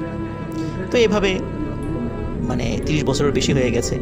গ্রামের অনেক মানুষ তাকে আই বুড়ো মেয়ে বলে ঠাট্টা তামাশা করে, খোঁটা দেয়, কটাক্ষ করে। মেয়েটির মনে অনেক কষ্ট ছিল। একদিন মেয়েটি পাশ দিয়ে হেঁটে যাচ্ছিল, ঠিক মোটু পাগলের পাশ দিয়ে। মোটু পাগল বলে, এই তোর তো বিয়ে হবে, খুব তাড়াতাড়ি বিয়ে হবে। তখন মেয়েটি বলে, আরে মোটু পাগল, 30 বছরের উপরে বয়স হয়ে গেল, কত শত শতবার পাত্রদের সামনে বসতে হলো, বিয়ে হলো না, কত পাকা কথা হয়ে গেল, বিয়ে হলো না, আচ্ছা তুই বলছিস আমার বিয়ে হবে, এই তামাশা তুই আমার সাথে করতে পারলি? এই বলে সে চলে যায়। অদ্ভুত ব্যাপার হচ্ছে, এর ঠিক কয়েকদিনের মধ্যেই কাকতালীয়ভাবে ওই মেয়েটির খুব ভালো একটি ঘরে বিয়ে হয়ে যায়। এরপরে ওই মেয়েটি পরিবারকে বলে যে কিছুদিন আগে মোটু পাগল আমাকে এটি বলেছিল। তো পরিবারের লোক চিন্তা করে যে কী ব্যাপার, মোটু পাগল আগে হাসতো, এখন হাসে না, চুপ করে বসে থাকে, কারোর সাথে তেমন কথাও বলে না। তো হঠাৎ আমার মেয়েকে ডেকে বলল, বিশেষ করে ওই মেয়ের পরিবার মানে মা বাবা চিন্তা করছে, আমার মেয়েকে ডেকে বলল যে তোর বিয়ে হবে, যার এতদিনে বিয়ে হচ্ছিল না, হঠাৎ করে কয়েকদিনের মধ্যে হয়ে গেল। তাহলে মোটু পাগল কি ভিন্ন জগতে চলে যাচ্ছে, বা ওর উপর কি কোনো কিছু ভর করেছে? আসলে আনন্দের অতিসাহ্যে তার পিতামাতা অন্য কাউকে আসলে এই বিষয়টি বলতে ভুলেই যায়, কেন এতদিন পর তার মেয়ের বিয়ে হচ্ছে, এটা খুবই আনন্দের একটা বিষয় ছিল। পরপর দুটি ভালো ঘটনার পরে ঘটে যায় একটি দুর্ঘটনা। মোটু পাগল প্রতিদিনের মতো বিকালে মাঠের পাশে বসে আছে, তার বন্ধুরা খেলছে, সে চুপ করে বসে আছে। একটা লোক বাজার থেকে ফিরে মাঠের পাশ দিয়ে যাচ্ছিল। তো বাজার যখন সে ফিরছিল ওখান দিয়ে, হঠাৎ করে মোটু পাগলের দিকে তার চোখাচোখি হয়। তো মোটু পাগল ইশারা করে হাত দিয়ে তাকে ডাকতে থাকে, কোনো কথা বলে না, ডাকতে থাকে। লোকটি কাছে আসে, কাছে আসার পর মোটু পাগল 2 হাত বাড়িয়ে দেয়, তার মানে হচ্ছে মোটু পাগলকে জড়িয়ে ধরতে বলছে। আসলে উনিও কিন্তু মোটু পাগলকে ভালোই জানতো, কারণ মোটু পাগল যখন হাসতো খুব ভালো লাগতো তার কাছেও। তো তিনি বলে, কিরে মোটু, তুই কি আমাকে জড়িয়ে ধরতে চাস, আয় কাছে আয়। তখন উনিও মোটু পাগলের কাছে যায়। মোটু পাগল মাটিতে থেকে বসা অবস্থায় হাত বাড়িয়েছিল, সে মাটি থেকে উঠে দাঁড়ায়, উঠে দাঁড়িয়ে লোকটির কাছে যায়, কাছে দাঁড়িয়ে জড়িয়ে ধরে। তখন লোকটি বলে, কিরে মোটু, তুই আমাকে এত জোরে জড়িয়ে ধরেছিস কেন, আমাকে ছাড়। এখানে একটা বিষয় বলে রাখি যে মোটু পাগলের নাম মোটু হয়েছে কারণ হচ্ছে ওর স্বাস্থ্য অনেক ভালো ছিল, যার কারণে ওকে সবাই মোটু পাগল বলতো। তো যাই হোক, ওই লোকটি বলছে যে কিরে, তুই আমাকে এত জোরে জোরে জড়িয়ে ধরেছিস কেন, আমাকে ছাড়। কিন্তু মোটু পাগল ছাড়ে না। মাত্র অল্প কিছু সময়ের মধ্যেই লোকটি অনুধাবন করলো মোটু পাগল তাকে এত জোরে জড়িয়ে ধরে রেখেছে যে তার নিঃশ্বাস বন্ধ হয়ে যাচ্ছে এবং তার কোমরের হাড় ভেঙে যাচ্ছে। কারণ মোটু পাগল যেহেতু ছোট মানুষ ছিল আর ওই লোকটি তো বড় মানুষ ছিল, তো মোটু পাগল যখন জড়িয়ে ধরেছে তার কোমর পেঁচিয়ে হাত জড়িয়ে ধরেছে আর কি, হাত দিয়ে। তখন ওই লোকটির মনে হচ্ছিল তার কোমরের হাড় ভেঙে যাবে। লোকটি চিৎকার করতে থাকে। তা আশেপাশের বাচ্চারা খেলাধুলা করছিল, তারা দেখে যে মোটু পাগল জড়িয়ে ধরে রেখেছে, ওই বাচ্চাটি ওই লোকটি চিৎকার করছে। তো বিষয়টা সবাই হাস্যকর বিষয় হিসাবে চিন্তা করে যে কী ব্যাপার, একটা বাচ্চা ছেলে তাকে জড়িয়ে ধরে রেখেছে, ওই লোকটি চিৎকার চেঁচামেচি করছে। কিন্তু কিছু সময় পরে যখন দেখা যায় ওই লোকটির কান দিয়ে, নাক দিয়ে, মুখ দিয়ে রক্ত বের হচ্ছে, তখন মানুষ বুঝতে পারে যে কী ব্যাপার, এমনটা হচ্ছে কেন। তখন ওই বাচ্চারা সহ আশেপাশে যারা কিছু বড় মানুষ ছিল তারা দৌড়ে যায়। 4-5 জন মানুষ মিলে কোনোভাবেই মোটু পাগলের হাত ছাড়াতে পারছিল না ওই লোকটির কোমর থেকে। অনেক কষ্টে মোটু পাগলের হাত ছাড়ানো হয়। আর ওই সময় মোটু পাগলের মুখে বেশ কিছুদিন পরে অদ্ভুত হাসি দেখা যায়, কিন্তু সেই হাসিটি আগের মতো সুন্দর নিষ্পাপ ছিল না। সেই হাসিটি ছিল ভয়াবহ রকমের বিভৎস। মানুষ বুঝতে পারে না যে কেন হঠাৎ মোটু পাগল এইভাবে আক্রমণ করলো ওই মানুষটিকে। গ্রামে সালিশ বসানো হলেও যেহেতু মোটু পাগল অটিস্টিক ছিল, যার কারণে এই বিষয়টির কোনো সুরাহা হয় না, বরং বলা হয় তার মোটু পাগলের পিতামাতাকে, তোমার সন্তানকে একটু দেখে রেখো যেন এইভাবে কাউকে আক্রমণ না করে। এই ঘটনার পর থেকে মোটু পাগল আস্তে আস্তে শুকিয়ে যাচ্ছিল, সে আগের মতো সে মোটা ছিল না, আস্তে আস্তে শুকিয়ে যাচ্ছে, চেহারাও আস্তে আস্তে কেমন যেন বিভৎস হয়ে যাচ্ছে। এর মধ্যে এক অদ্ভুত ঘটনা ঘটে। টাঙ্গুয়ার হাওরে তখন বর্ষাকাল নেমে এসেছে, চারিদিকে থই থই পানি। আর এই থই থই পানিতে টাঙ্গুয়ার হাওরের যতগুলো গ্রাম রয়েছে সেই গ্রামের মানুষরা প্রত্যেকে মাছ ধরে। এক একটি নৌকা নির্দিষ্ট একটি ছোট্ট জায়গা নিয়ে মাছ ধরে, অন্য একটি নৌকা সাধারণত সেই জায়গার মধ্যে আসে না, এইভাবেই তারা মিলেমিশে মাছ ধরে। একদিন মোটু পাগলদের বা হারুন যে নাম, ওদের পাশের প্রতিবেশী, সে নৌকায় মাছ ধরছিল, সাথে আরও কয়েকজন ছিল। আকাশে চাঁদের আলো ছিল। চাঁদের আলো যখন হাওরের পানির উপর পড়ছিল, এক অদ্ভুত সৌন্দর্য অনুভূত হচ্ছিল। তখন হঠাৎ নৌকায় থাকা একজন লোক অন্যদেরকে বলে ওঠে, এই দেখ দেখ, পানির উপর দিয়ে কে যেন হেঁটে আসছে। সবাই বলে, আরে ধুর, তুই কি নেশা টেশা করেছিস নাকি? পানির উপর দিয়ে কি হেঁটে আসবে? বলে, না না, দেখ, ভালো করে দেখ। সবাই দেখে, সত্যিই তো চাঁদের আলোতে স্পষ্টভাবে দেখা যাচ্ছে কোনো একটা 10 কি 12 বছর বয়সী বাচ্চা ছেলে পানির উপর দিয়ে হেঁটে হেঁটে আসছে। ওরা খুব অবাক হয় এবং ভয়ও পায়, কারণ পানির উপর দিয়ে তো হেঁটে হেঁটে স্বাভাবিকভাবে কোনো মানুষ আসতে পারে না। যত কাছে আসছে তত মনে হচ্ছে যে এই ছেলেটিকে মনে হয় চেনা যাচ্ছে। যখন একদম কাছে চলে আসে তখন তারা বুঝতে পারে, আরে এ তো আমাদের মোটু পাগল। মোটু পাগল নৌকার কাছে এসে বিভৎস শব্দ করে এবং ভয়ানকভাবে হেসে দেয়। যেই সুন্দর হাসি দেখার জন্য সবাই পাগল থাকতো, সেই হাসির শব্দ শোনার সাথে সাথে নৌকার সবার পিলে চমকে যায়। মোটু পাগল বলে ওঠে, কিরে, কতগুলো মাছ পেলি তোরা? দে, এগুলো আমাকে দিয়ে দে। এই কথা বলার সাথে সাথে মোটু পাগল 2 হাত দিয়ে নৌকাটি চেপে ধরে এবং চেপে ধরে নৌকাটি পানি থেকে উঁচু করে একদম সোজা করে ফেলে। সোজা করে পানির মধ্যে নামিয়ে দেয়, মানে ডুবিয়ে দেয়। নৌকাতে যারা ছিল তবে লাফ দিয়ে সবাই পাশে পড়ে যায়। তখন সবাই দেখে যে নৌকাটি ডুবিয়ে দিয়ে আবার মোটু পাগল হেঁটে হেঁটে চলে যাচ্ছে। 3-4 জন যারা নৌকা ছিল তারা চিৎকার চেঁচামেচি করে। তাদের চিৎকারের শব্দে কিছুটা দূরে থাকা নৌকা তারা তাড়াতাড়ি চলে আসে, তাদেরকে উদ্ধার করে। বলে, কি হয়েছে? বলে যে মোটু পাগল নৌকা ডুবিয়ে দিয়ে গেছে। ওরাও হাসি তামাশা করে যে পানির উপর দিয়ে হেঁটে হেঁটে মোটু পাগল আসবে আর তোমাদের নৌকা ডুবিয়ে দিয়ে যাবে, এটাকে একটা মানে কি একটা হাস্যকর কথা, কাঁচাকড়ি কথাবার্তা। তখন তারা বলে, না, এটাই সত্য। কিন্তু অদ্ভুত ব্যাপার হলো, মোটু পাগল যেদিক দিয়ে হেঁটে এসেছিল তার আশপাশ দিয়েও কিন্তু অনেকগুলো নৌকা ছিল, কিন্তু তারা কেউই কিন্তু মোটু পাগলকে দেখেনি, আসতেও দেখেনি, যেতেও দেখেনি। এই ঘটনা যখন ঘটে তার পরের দিন সকালবেলা ওই মানুষগুলোর মোটু পাগলের বাড়িতে যায়, তার পিতামাতাকে বলে মোটু পাগল এই ঘটনা ঘটিয়েছে। কিন্তু মোটু পাগলের বাবা বলে, আমার সন্তানকে তো আমরা ঘরের মধ্যেই রেখেছিলাম, ও তো বাইরে বের হয়নি রাতের বেলা, তোমরা ভুল করেছো, অথবা আমার ছেলের বিরুদ্ধে তোমরা অপবাদ দিচ্ছ। যাই হোক, তারা তখন মোটু পাগলের বাড়ি থেকে চলে আসে। এরও 2-3 দিন পর আরেকটি ঘটনা ঘটে, প্রায় সেম ঘটনা। একটি নৌকায় থাকা কয়েকজন লোক দেখছে যে পানির উপর দিয়ে কেউ হেঁটে আসছে। চাঁদের আলোতে স্পষ্টভাবে দেখা যাচ্ছিল। এই হেঁটে আসতে আসতে যখন কাছে চলে আসে তখন সবাই বুঝতে পারে যে হেঁটে আসা এই ছেলেটি আর কেউ নয়, এটি মোটু পাগল, বা যার নাম হারুন। সে এসে কোনো ধরনের কথাবার্তা না বলেই 2 হাতে নৌকাটিকে মাথার উপরে তুলে নেয় এবং মাথার উপরে তুলে নিয়ে নৌকাটিকে চতুর্দিকে ঘোরাতে থাকে। উপরে বসে থাকা মানুষজন ছিটকে নিচে পড়ে যায়, মাছ টাছ যা ধরা হয়েছিল সেগুলো ছিটকে পড়ে যায়, আর ওই মোটু পাগল বিভৎস শব্দে হাসতে থাকে। এবং ওই নৌকা যখন হাত দিয়ে ঘোরাচ্ছিল একটা সময় নৌকাটিকে দূরে ছুঁড়ে ফেলে দেয়, তারপর আবার হাঁটতে হাঁটতে চলে যায়। ওদের চিৎকারে অন্য নৌকাগুলো কাছে চলে আসে, তাদেরকে উদ্ধার করে, কিন্তু ওরাও পানির উপর দিয়ে হেঁটে আসা কাউকে দেখেনি, আসতেও দেখেনি, যেতেও দেখেনি। একই ঘটনা আর একবার ঘটে, 3-3বার ঘটনা ঘটে। তখন গ্রামে আবারও সালিশ বসে।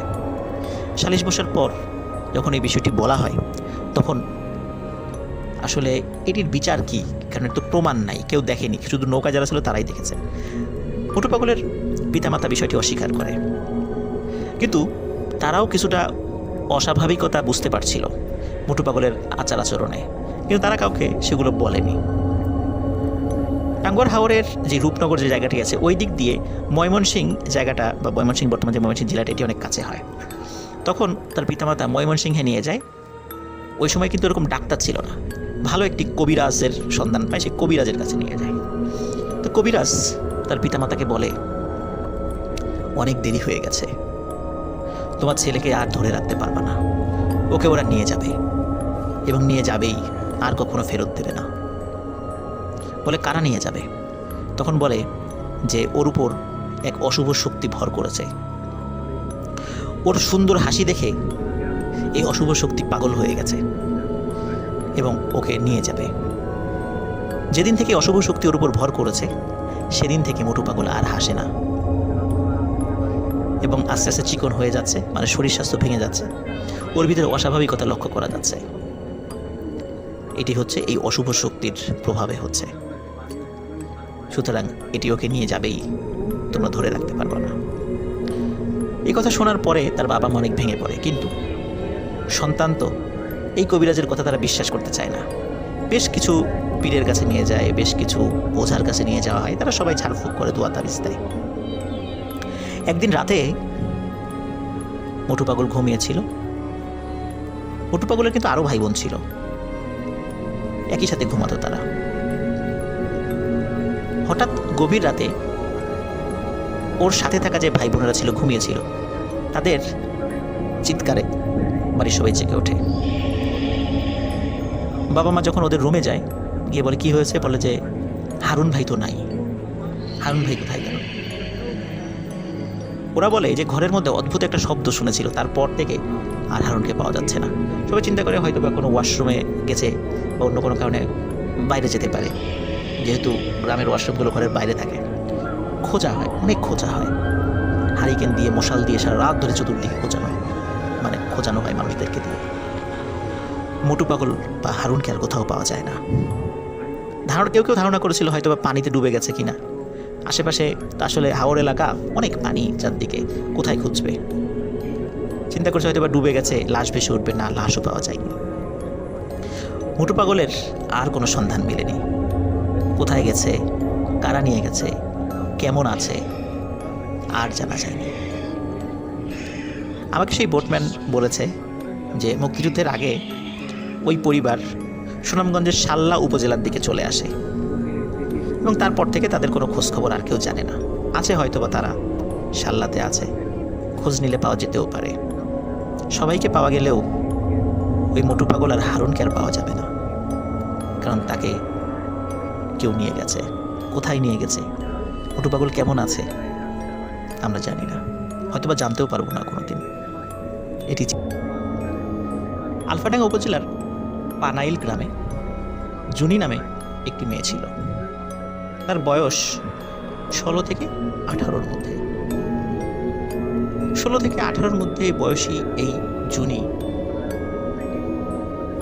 অপরূপ সুন্দরী ছিল। তার বাবার নাম ছিল সমীর দে। জুনির মা ছিল এবং ছোট্ট ভাই ছিল। তারা অত্যন্ত দরিদ্র পরিবার হলেও সুখে শান্তিতেই বসবাস করছিল। জুনির বাবা বিভিন্ন মানুষের বাড়িতে না, জমিতে চাষ, মানে বর্গা চাষি হিসাবে চাষাবাদ করত। জুনি এবং জুনির মা, তারা দুজনই বিভিন্ন মানুষের বাড়িতে কাজে সহযোগিতা করত। আর জুনির ছোট ভাই লেখাপড়া, এভাবেই তাদের চলে যাচ্ছিল। ওই গ্রামে 3টি ছেলে, যার একজনের নাম তরু, আরেকজনের নাম এনামুল, আরেকজনের নাম জায়েদ হাসান। 3জনই ছিল খুবই ঘনিষ্ঠ এবং অন্তরঙ্গ বন্ধু। এর মধ্যে তরু ছিল হিন্দু এবং জুনিও হিন্দু পরিবারের ছিল। তরু জুনিকে পছন্দ করত, কিন্তু জুনি আসলে তরুকে তেমন একটা বেশি পছন্দ করত। যাই হোক, কোনো একদিন জুনির আচরণে তার পরিবার অস্বাভাবিকতা খেয়াল করে এবং ওই রাতেই জুনির বাসার কাছে একটি মাঝারি সাইজের আম গাছের ডালে জুনি গলায় দড়ি দিয়ে সুইসাইড করে। জুনি কেন সুইসাইড করেছে এটা তার পরিবারের লোকরা জানতে পারেনি। হঠাৎ করে মেয়ের এরকম মৃত্যুতে জুনির বাবা সমীর দে, উনি খুবই শোকে কাতর হয়ে পড়েন। কয়েকদিনের মধ্যে উনি মারা যান। স্বামী এবং মেয়েকে হারিয়ে জুনির মা, তিনিও শোকে ভেঙে পড়েন এবং তিনিও কয়েকদিনের মধ্যে মারা যান। জুনির ছোট ভাই, সে শারীরিকভাবে কিছুটা অসুস্থ ছিল। মা, বাবা, বোনের মৃত্যু, তার দেখাশোনার করার মতো পৃথিবীতে আর কেউ ছিল না। সেও কয়েকদিনের মধ্যে মারা যায়। গ্রামবাসী জুনির পরিবার নিয়ে আলোচনা করতো, যাহা কি হলো, হঠাৎ করে কি এমন হয়ে গেল, জুনি সুইসাইড করলো, ওর পিতামাতাও শোকে মারা গেল, ওর ভাইটাও মারা গেল, কিভাবে একটি পরিবার শেষ হয়ে গেল। রাস্তার পাশেই একটি ঘর রয়েছে জুনিদের, একটি টিনের ঘর এবং একটি সোনের ঘর ছিল। এই ঘরটি এখন বিরান পড়ে আছে, কেউ সেখানে যায় না। মানুষ আলোচনা করতো কিন্তু কোনো কারণ খুঁজে পেত না যে জুনি কেন সুইসাইড করলো। জুনি সুইসাইডের 15 থেকে 20 দিন পর থেকে শুরু হয় কিছু ঘটনা। তো চলুন শুনে আসি কি ছিল সেই ঘটনা। তরু, এনামুল এবং জায়েদ হাসান তিনজনই যেহেতু খুব কাছের বন্ধু ছিল, এরা সবসময় একসাথে চলাফেরা করত। বিভিন্ন ধর্মীয় বা অন্যান্য সাংস্কৃতিক অনুষ্ঠান, তা হিন্দু হোক আর মুসলিমদেরই হোক, তারা তিনজনই অংশগ্রহণ করত। এর মধ্যে কি হলো, জায়েদ হাসানের এক আত্মীয় মারা যায়। সেই আত্মীয়র বাড়ি ছিল পানাইল গ্রামের পাশে একটি গ্রাম, নাম হচ্ছে আজমপুর। এই আজমপুরে তারা সেই আত্মীয়র ওখানে যায়। আত্মীয়র লাশ দেখে সন্ধ্যার পরে এই তিন বন্ধু ফিরছিল। পানাইল গ্রামটা মধুমতি নদীর ঠিক পাশে অবস্থিত। তারা যখন পানাইল গ্রামের কাছে এসেছে তখন সেখানে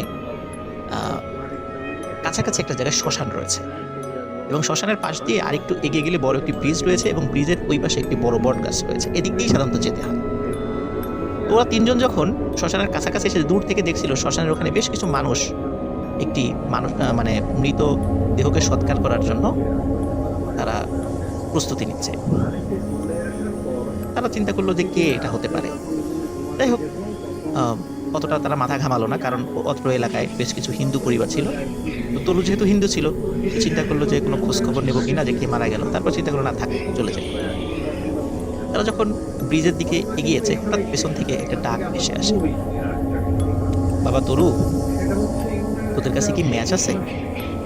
মরা পোড়াতে এসেছে, ম্যাচ তো আনতে ভুলে গেছে।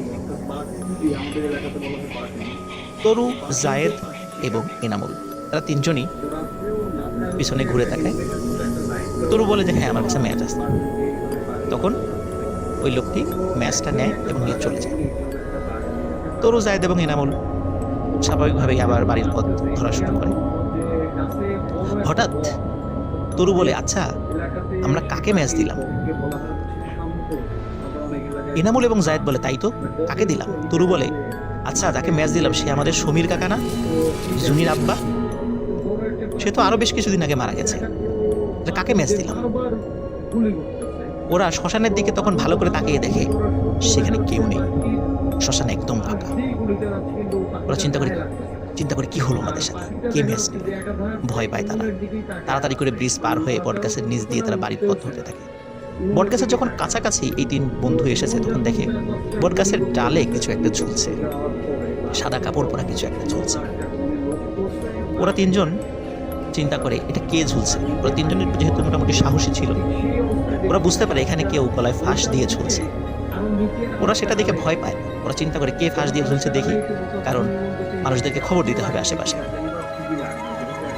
এই লাশটা দেখার জন্য তারা এগিয়ে যায়। তখন স্পষ্ট চাঁদের আলো ছিল।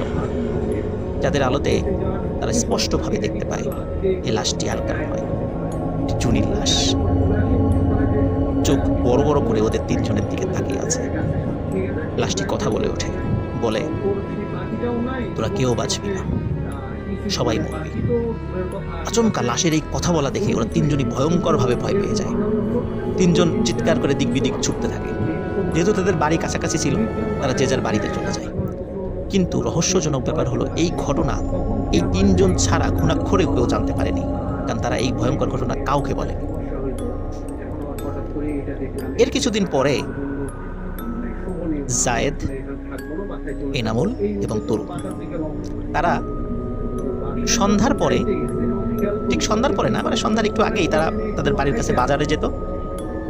সন্ধ্যার পরে চাটা খেয়ে কিছু সময় আড্ডা দিয়ে আবার ফিরে আসতো। তারা যেই পথ দিয়ে ফিরে আসতো, সেই পথে অদ্ভুত একটা বিষয় দেখতে পায়, কারণ সেই পথের পাশেই রয়েছে জুনিদের সেই বাড়ি, যেই বাড়িতে এখন কেউ থাকে না। তারা যখন ওই পথ দিয়ে আসছিল, দূর থেকে দেখে যে জুনির বাসার ওইখান থেকে কি একটা ছায়া মূর্তি যেন বের হয়ে আসছে। তারা লক্ষ্য করলো জুনিদের বাড়ির ভেতর থেকে ওই ছায়ামূর্তিটা বের হয়ে রাস্তার উল্টো পাশে একটি বাগান রয়েছে, সেই বাগানের মধ্যে দ্রুত নেমে চলে গেল। মানে বাড়ির থেকেও দ্রুত বের হলো এবং বাগানের মধ্যে দ্রুত নেমে চলে গেল। তারা চিন্তা করে যে এই বাড়িতে কেউ থাকে না, এটা তো একটা পরিত্যক্ত বাড়ি, এখন কে বের হলো চলে গেল। প্রথম দিনকে তারা আসলে এই বিষয়টা তেমন গুরুত্ব দেয়নি। দ্বিতীয় দিন যখন তারা ফেরে, তারা একই দৃশ্য দেখতে পায়। তৃতীয় দিন ওরা বাজার থেকে ফেরার আগেই চিন্তা করেছে, আজকে যদি আমরা দেখি, আমরা ওইটাকে ধরবো, ওটা কে ওই জুনির বাড়ি থেকে বের হয় আর বাগানের মধ্যে দ্রুত মিলিয়ে যায়। ঠিক আমরা যখন ওই পথ দিয়ে যাই তখনই আমরাই দেখি ঘটনা কি। তৃতীয় দিন ওরা যখন ফিরছিল তখনও আকাশে চাঁদের আলো ছিল জ্যোৎস্না রাত, রাস্তাঘাট স্পষ্টভাবে বোঝা যাচ্ছে এবং ওদের হাতেও তখন আলো ছিল। ওরা যখন ফিরছে ঠিক একই রকম ভাবে ওরা দেখতে পাচ্ছে জুনিদের বাড়ির ভেতর থেকে কোনো একটা ছায়ামূর্তি বের হচ্ছে। তখন ওরা দ্রুত ওই ছায়ামূর্তিটিকে ধরার জন্য এগিয়ে যায়। ওরা অদ্ভুত বিষয় লক্ষ্য করে, ওরা অদ্ভুত বিষয় যেটা লক্ষ্য করে সেটা হচ্ছে যে যখনই ছায়ামূর্তি বুঝতে পেরেছে যে তিনজন দ্রুত এগিয়ে আসছে তাকে ধরার জন্য, ছায়ামূর্তি তখন তার চলার গতি দ্রুত না করে বরং স্লো করে দেয়, যাতে এই তিনজন তাকে ধরতে পারে। তিনজন যখন কাছে যায়, কাছে গিয়ে দেখে এটি আর কেউ নয়, এটি জুনি। জুনি তখন বলে, ঘরের ছেলে ঘরে ফিরে যা, তোদেরকে একজন একজন করে মারব, শুধু সময়ের অপেক্ষায় থাক।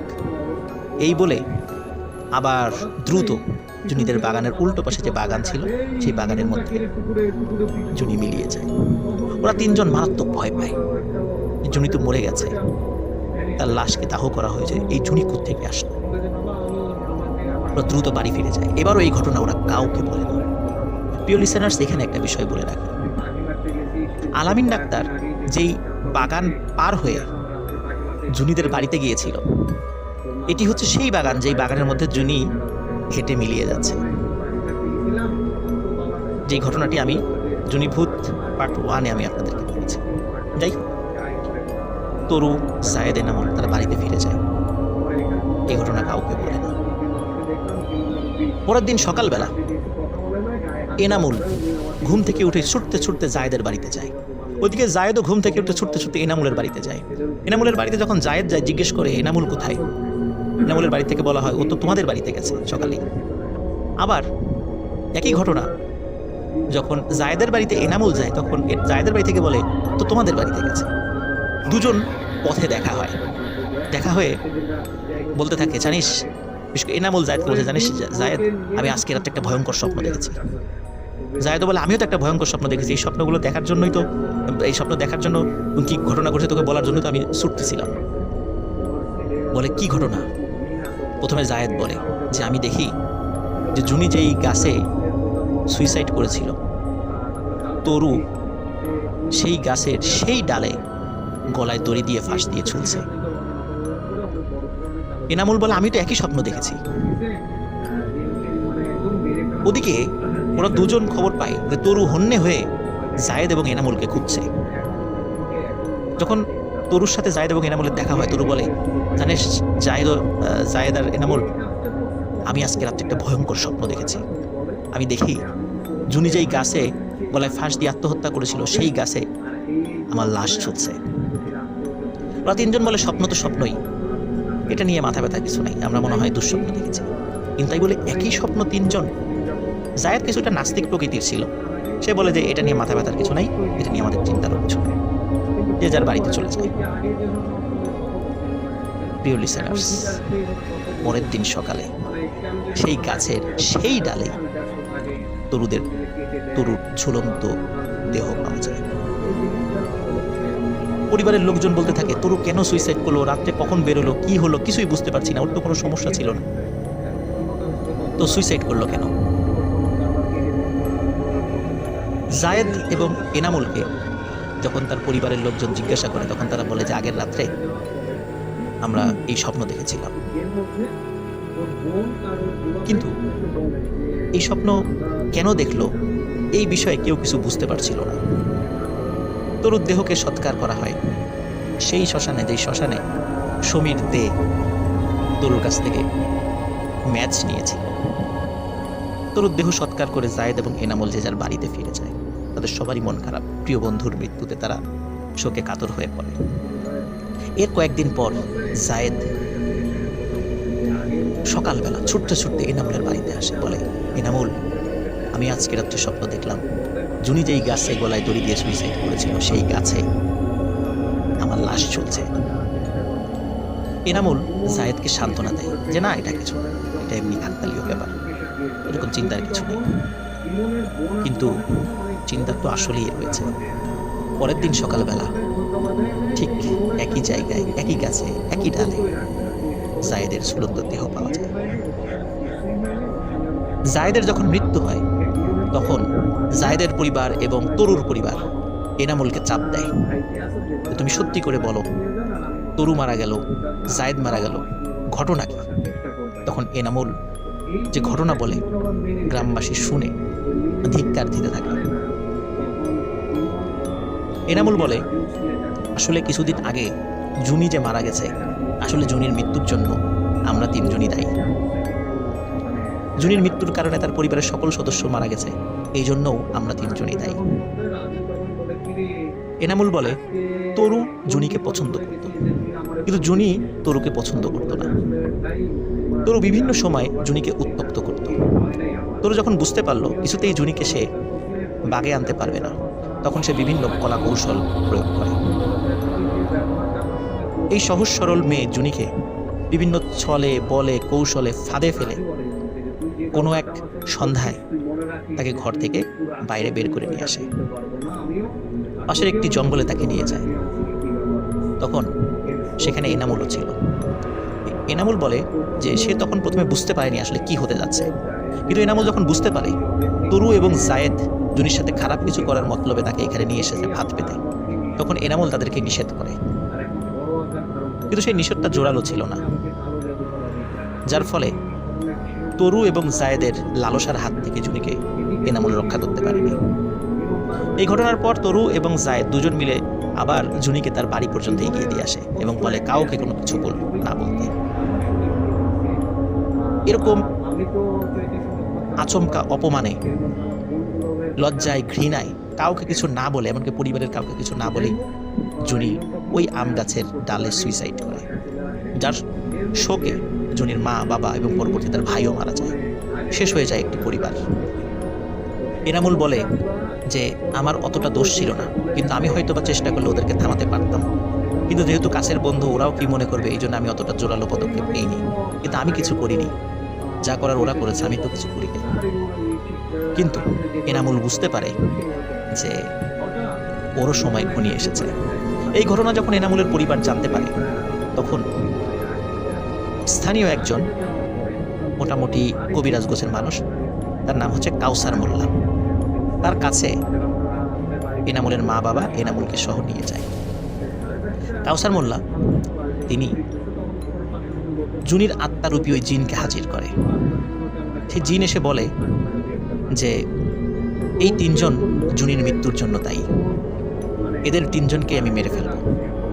অলরেডি দুইজনকে হত্যা করা হয়ে গেছে, এখন এনামুল বাকি আছে, একেও আমি মারবো। কেউ যদি একে বাধা দেওয়ার চেষ্টা করে বা আমার হাত থেকে বাঁচানোর চেষ্টা করে, তারও আমি ক্ষতি করব।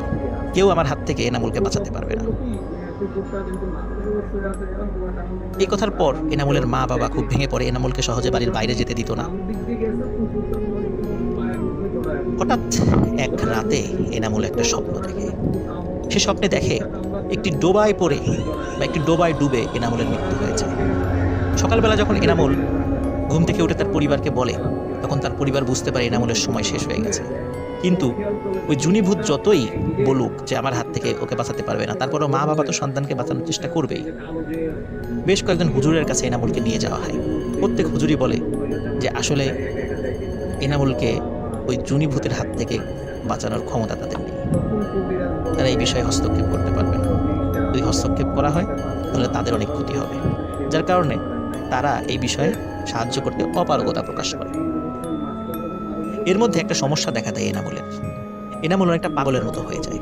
সে যখনই বাসার থেকে বের হতো, যখনই কোনো মেয়েকে দেখত, হোক সে শিশু, হোক সে বয়স্ক নারী, হোক সে কিশোরী, যুবতী, প্রত্যেকের হাতে পায়ে ধরে হাউমাউ করে কান্নাকাটি করতো। বলতো জুনি আমার অন্যায় হয়েছে, আমাকে মাফ করো, জুনি আমার ভুল হয়ে গেছে, আমাকে মাফ করো। তো মহিলারা যখন এনামুলের এই ধরনের পাগলামি আচরণ দেখত, এনামুলকে দেখলেই তারা দৌড়ে পালিয়ে যেত এবং এনামুলের কারণে মানে রাস্তায় মহিলারা বের হতে ভয় পেত যে এনামুল পাগলের সাথে দেখা হলে সে হাতে পায়ে ধরে কান্নাকাটি করবে, হাউমাউ করবে। যার কারণে এনামুলকেও বাড়ির থেকে সহজে বাইরে বের হতে দিত না, আর বের হলেই এনামুল এই ঘটনা ঘটাতো। কোনো একদিন দুপুরবেলা এনামুল পরিবারের সদস্যদের সাথে বাসার কাছে একটি পুকুরে গোসল করতে যায়। সবাই গোসল করে ফিরে আসলেও এনামুলকে আর দেখা যায় না। পরিবারের সদস্যরা তাকে খুঁজতে থাকে, কিন্তু কোথাও এনামুলকে পাওয়া যায় না। ওই সময় অন্যরা যারা পুকুরে গোসল করেছিল তাদেরকেও জিজ্ঞাসা করা হয়, তারাও বলে তারা এনামুলকে পুকুর থেকে উঠে আসতে দেখেনি। সবাই বুঝতে পারে পুকুরেই হয়তো বা এনামুলের লাশ রয়েছে। জাল ফেলে ডুবুরি নামিয়ে তন্ন তন্ন করে খোঁজা হলেও পুকুরের কোথাও এনামুলকে পাওয়া যায় না। এনামুলের মা বাবা আবার সেই কাউসার মোল্লার কাছে যায়। কাউসার মোল্লা জুনিভূতকে হাজির করে। জুনিভূত বলে, এনামুলকে আমি জীবিতও দেব না, মৃতও দেব না, ওকে আমি কি করেছি সেটাও বলবো না, এটাই ওর শাস্তি।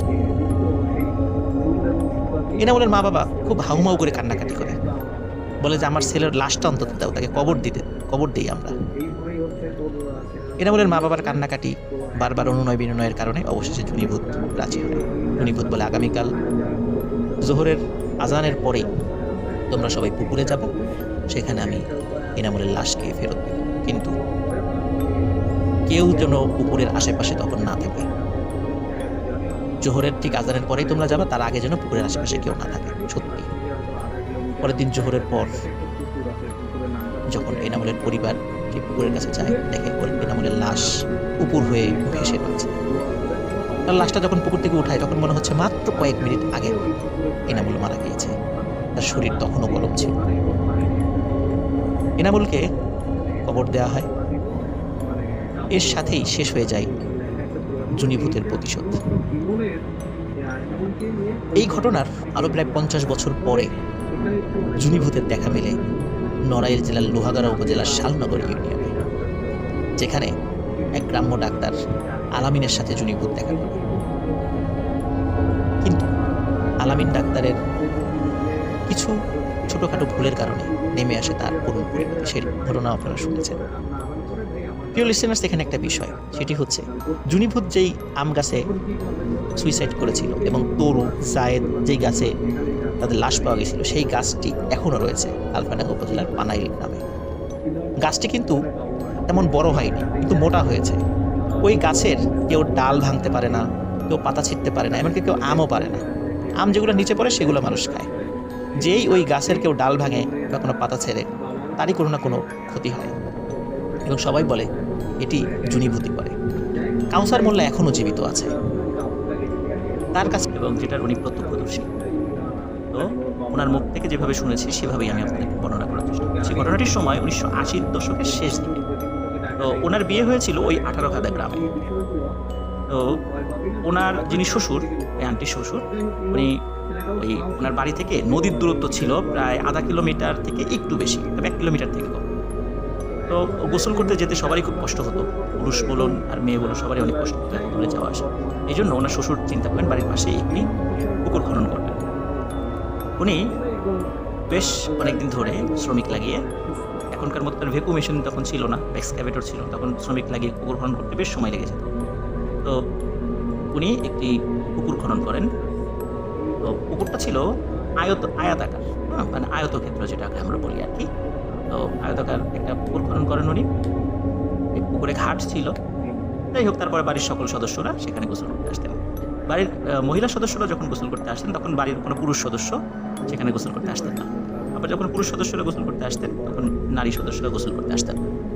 এইভাবে তারা একটা সুন্দর রুটিন মেনটেন করত, আর বাহিরের লোকজন সেখানে আসত। তো ওই আন্টি উনি বলেন একটা অদ্ভুত বিষয় আমাকে বলে, এটা আমার কাছে খুবই অদ্ভুত লেগেছে। সেটি হচ্ছে এই পুকুর, এই আয়তাকার এই পুকুরকে যদি 4টি ভাগে ভাগ করা যায়, এর সর্বদক্ষিণের অংশে কেউ যদি মাটির সাথে মাথা লাগিয়ে সামনের দিকে তাকায়, তখন সামনে একটি উত্তাল নদী দেখতে পাবে এবং মনে হচ্ছে এত ঢেউ সেই নদীতে, সেটা নদী নয় সমুদ্র। কিন্তু অদ্ভুত ব্যাপার হচ্ছে পুকুরের ওই পাশে কিন্তু অনেক বড় বড় গাছ আছে, বাড়ি আছে, আধা কিলোমিটার দূরের বা তারও কিছুটা বেশি দূরে নদী, সেখানে কোনোভাবেই নদী দেখা যায় না। অথচ পুকুরের ওই জায়গাতে কেউ যদি মাটির সাথে মাথা লাগিয়ে সামনের দিকে তাকাতো, নদী দেখতে পেত। আর সেটা স্বাভাবিক নদী ছিল না, তাল নদী, সমুদ্রের নদী, বিশাল বড় বড় ঢেউ ছিল সেটা। এটি খুবই রহস্যজনক একটি ব্যাপার ছিল। তিনি আন্টি নিজেও এটা দেখেছেন, এভাবে নদী দেখেছেন, অনেকেই এইভাবে দেখতো, নদীটা দেখতো। কিন্তু পুকুরের অন্য কোনো অংশে, ওই অংশটা বাদে অন্য কোনো অংশ থেকে যদি তার সামনের দিকে তাকানো যেত, সেটা দেখা যেত না। যাই হোক, আন্টি বলছিলেন আর একটা অদ্ভুত বিষয়, সেটি হচ্ছে পুকুর খনন করার কয়েকদিন পর একটা অদ্ভুত বিষয় কিছু মানুষ ওই বাড়িতে এসে বলে। সেটি হচ্ছে ওই পুকুর এবং নদীর মধ্যবর্তী যে বাড়িঘরগুলো আছে, সেই বাড়ির কয়েকজন লোক এসে একদিন বলেন যে গভীর রাত্রে মনে হয় যে এই বাড়ির নিচ দিয়ে শাঁ শাঁ করে কোনো কিছু চলাফেরা করে এবং ঘরটা কেঁপে ওঠে। তখন অন্য যে ঘরবাড়ি ছিল তারাও বলেছেন, হ্যাঁ, অনেক রাত্রে মাটির নিচ দিয়ে কোনো কিছু যাওয়ার আওয়াজ আমরা পাই, ঘরটা তখন কেঁপে ওঠে। তো এই ঘটনা যখন অনেকের জানাজানি হয়, তখন সবাই বলে যে ওই নদী থেকে কোনো একটা দানব বা দেও বলে যেটা, এটা এই পুকুরের সাথে সংযোগ হয়েছে, আসা যাওয়া করে। এই ঘটনার সত্যতা পাওয়া যায় আর একটা ভাবে, সেটি হচ্ছে যে ওই পুকুরের একটি অংশে, ওই অংশ থেকে নদী বরাবর একটা রেখা ওই আন্টিরা দেখতে পান। মনে হচ্ছে মাটির উপরে কিছুটা ফাটল ধরেছে। স্বাভাবিকভাবে আমরা যদি কোনো কাদার নিচ দিয়ে কোনো একটা পাইপ বা লাঠি ঢুকিয়ে দিই, আমরা দেখতে পাবো যে মাটির উপরের অংশটা কিছুটা উঁচু হয়ে গেছে, ফেটে গেছে। ঠিক এমনই একটি চিহ্ন সেখানে ছিল এবং দেখে স্পষ্ট বোঝা যাচ্ছিল যে এখান দিয়ে কিছু আসা যাওয়া করে। যাই হোক, আন্টির অভ্যাস ছিল প্রতিদিন তাহাজ্জুদের নামাজ পড়া। উনি যখন ভোরবেলা উঠতেন অজু করার জন্য পুকুর ঘাটে যেতেন, তখন ওনার হাজব্যান্ড আঙ্কেলকে ডেকে উঠাতেন। এটা প্রতিদিনের একটা দৈনন্দিন রুটিন ছিল ওনার। তো এক রাত্রে ওই আঙ্কেল, উনি বেশ কিছু বিচার সালিশ করে আসতে আসতে অনেক দেরি হয়ে যায়। তখন উনি ঘুমিয়েছেন রাত 2টোর দিকে। তখন আন্টি চিন্তা করতেছেন যে 3:30 বা 4টা এরকম বাজে, এখন তাকে ডাকবো, মাত্রই ঘুমিয়েছে লোকটা। এই চিন্তা করে উনি আর ডাকেন নাই। উনি চিন্তা করেন যে প্রতিদিন তো উনি আমার সাথে যাই, আজকে আমি একাই যাই। তো এই চিন্তা করে উনি ওই রাত্রে একাই যাওয়ার চেষ্টা করেন। তো উনি যখন একাই ওই পুকুর পাড়ে যান, পুকুর পাড়ে যেতে যেতে তো উনি যেই সাইড দিয়ে যাচ্ছিলেন, ওই জায়গাটাতে সেই ভয়ানক ওই দেও যে চলার যে একটা রাস্তা তৈরি করেছিল, যেখানে মাটির উপর কিছুটা ফেটে গিয়েছিল, তো উনি ওই দিক দিয়ে যাচ্ছিলেন ঘাটে। উনি যখনই ওই রেখাটি অতিক্রম করবেন ভাব, হঠাৎ ওনার সামনে ভয়ানক কিছুর উপস্থিতি উনি দেখেন। ঠিক মনে হচ্ছে মাটির নিচ থেকে কিছু একটা জিনিস উঠে আসছে, আস্তে আস্তে উঠে আসছে, দূরতে ওনার সামনে এসে দাঁড়ায়। উনি দেখতে পান মোটা একটি শরীর, ভয়ানক কালো কুচকুচে, চাঁদের আলোতে স্পষ্ট উনি দেখতে পাচ্ছিলেন। মাথার চুল কোকড়ানো এবং চোখ দুটি ভয়ানক রকমের লাল টকটক করছে, মনে হচ্ছে জ্বলছে, ডিম লাইটের মতো ওইভাবে জ্বলছে। এবং তার সমস্ত শরীর পিচ্ছিল, মনে হচ্ছে পিচ্ছিল কারো কিছু জিনিস দিয়ে তার শরীর পুরো লেপ্টে আছে।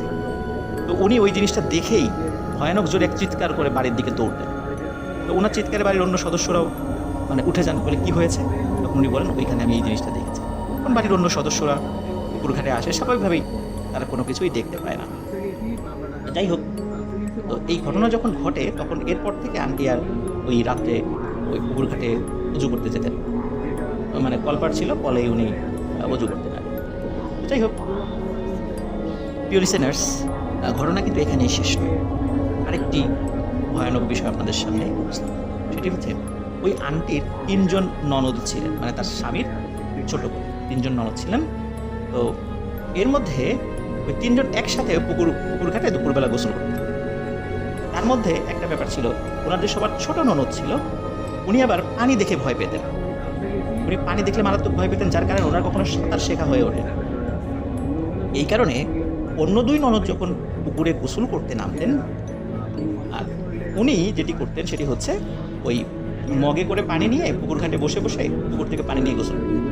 উনি কখনো পানিতে নামতেন না, এটা ওনার প্রতিদিনের অভ্যাস ছিল, যেহেতু উনি সাঁতারও জানতেন না। একদিন কি হয়, যে ওনার 3 ননদের বড় 2 ননদ ওনারা পুকুর ঘাটে নামেন নাই, গোসল করতে আসছেন, কিন্তু উপরে দাঁড়িয়ে গল্প করছেন, নিজেদের মধ্যে কোনো জরুরি কথা বলছেন। এদিকে ছোটজন, তার আবার খুব ক্ষুধা লেগেছিল। সে বারবার বলছে যে বুবু তোমরা তাড়াতাড়ি নামো, গোসল করতে হবে, আমার ক্ষুধা লাগছে। কিন্তু অন্য 2জন জরুরি কথা বলতেছে, মানে ছোট বোনের কথা ওইভাবে মানে পাত্তা দেননি। 2জনের নামতে দেরি দেখে উনি পুকুর ঘাটে বসেন।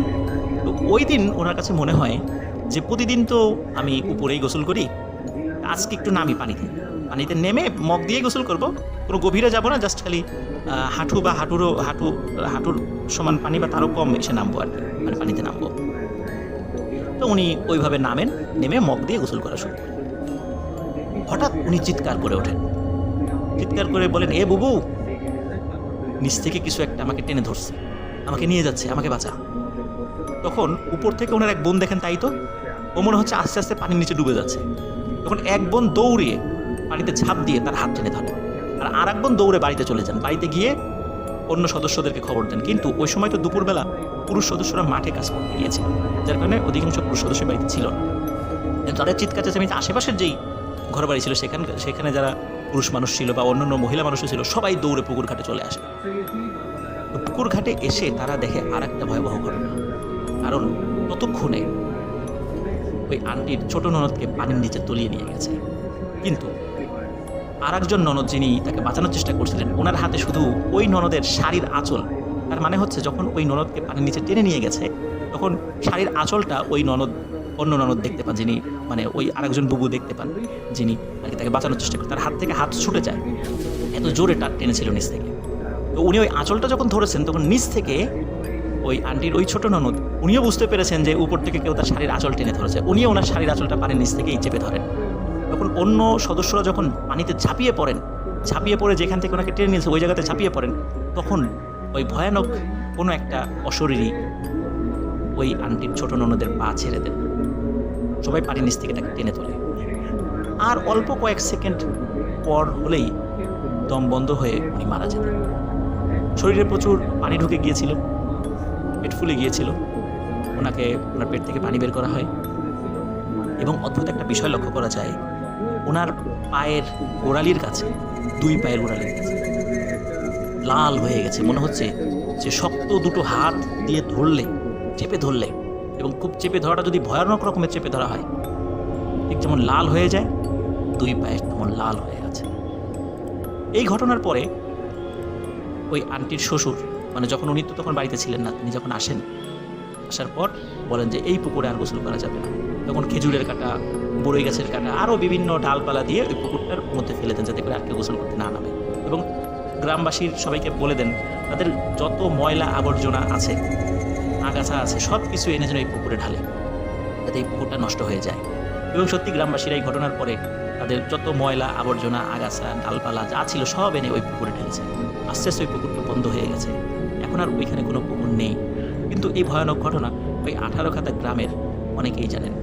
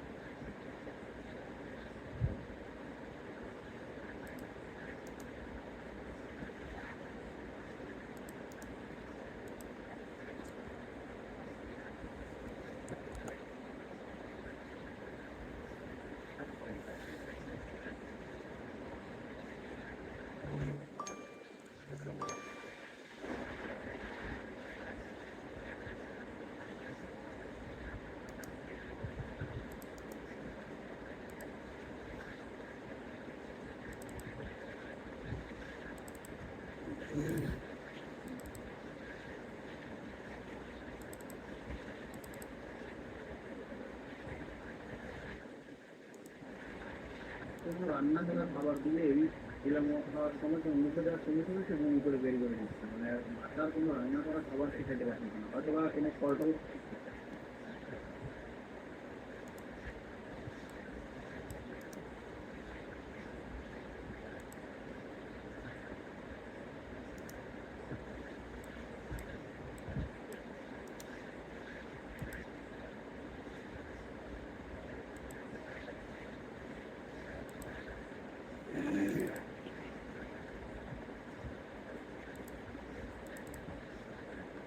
কবিরাজকে তখন জিলাল মামা বলে যে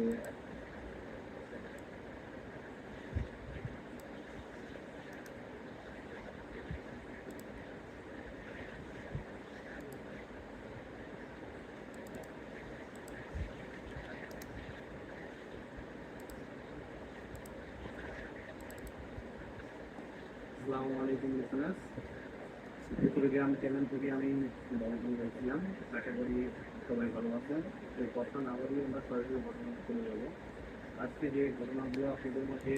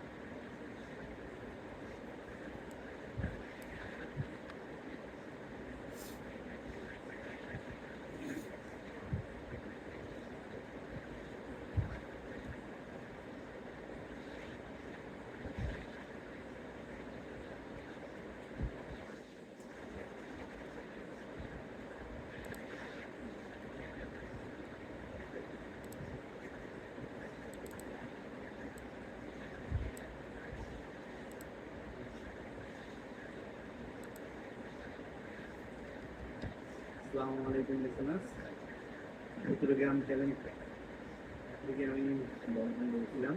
আশা করি সবাই ভালো আছেন। তো কথা না বলি আমরা সরাসরি ঘটনাতে চলে যাব। আজকে যে ঘটনাগুলো আপনাদের মধ্যে প্রকাশ করবো, প্রত্যেকটা ঘটনা অত্যন্ত ভয়ানক। আর প্রথমেই যে ঘটনাটি আপনাদের শেয়ার করবো এটি কালোজাতি শেয়ার করবো এটি কালোজাতি কেন্দ্রিক ঘটনা। তো ঘটনাটি হচ্ছে ইমন নামের একটি ছেলের সঙ্গে। ইমনের বাসা পাবনা জেলার বর্তমানে এসএসসি পরীক্ষা দিচ্ছে। আর ঘটনাটি ঘটছে আজকে প্রায় 3 মাস আগে। তো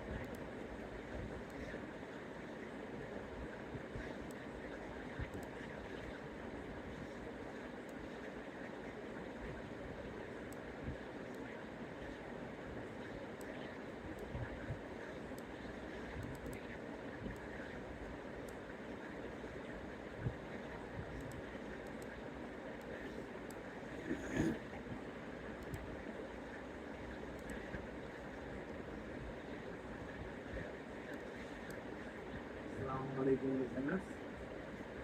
চট্টগ্রাম চ্যানেল থেকে আমি জানিয়ে বলছিলাম, আশা করি সবাই ভালো আছেন। তো কথা না বলেই আমরা সরাসরি খেলাধুলা শুরু করবো। ক্রিকেট গেম চলছে, খেলাধুলা রাত্রে বাড়ি ফিরতে ফিরতে প্রায় 10:30। তো 10:30 আমরা কিছু ভালো মতো বাড়ি যখন ফিরতেছি তখন কোনো পাশে কোনো লোক ছিল না। যেখান থেকে বাড়িতে যাচ্ছিল আশেপাশে কোনো তেমন একটা বাড়িও ছিল না, আমার দু একটা বাড়ি। তো ও খেয়াল করলো যে ও মানে বাড়িতে যে যাচ্ছে ওর সামনে প্রায় 10-15 হাত আগে একদম নিরিবিলি একটা জায়গাতে একটা সাদা একটা কুকুর রাস্তার মানে মাঝে শুয়ে আছে। তো ও তখন করলো কি যে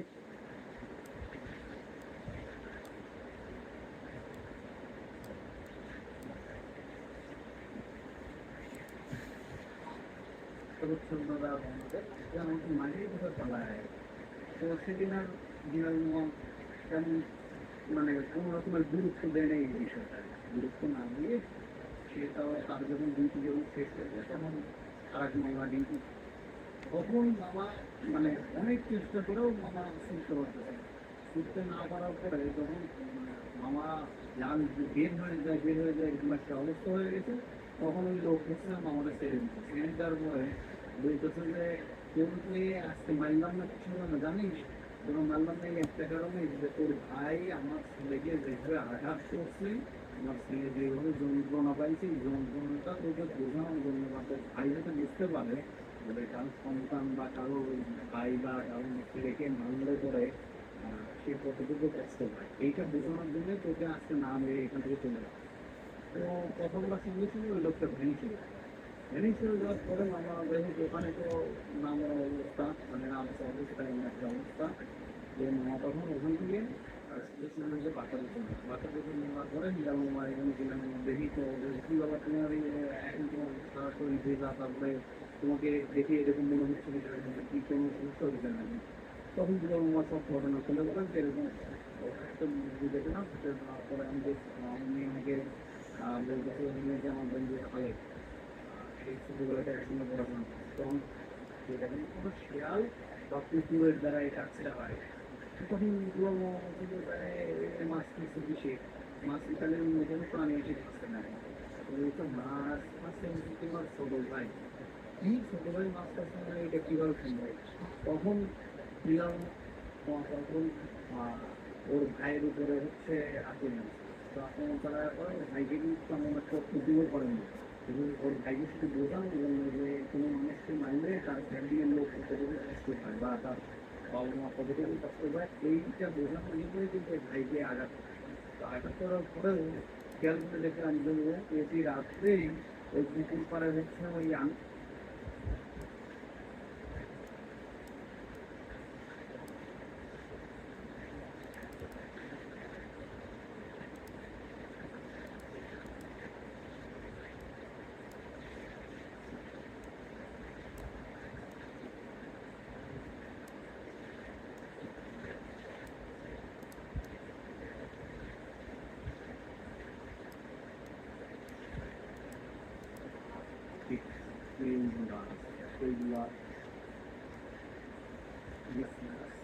এই গল্প থেকে আমরা একটা জিনিস বুঝতে পারলাম।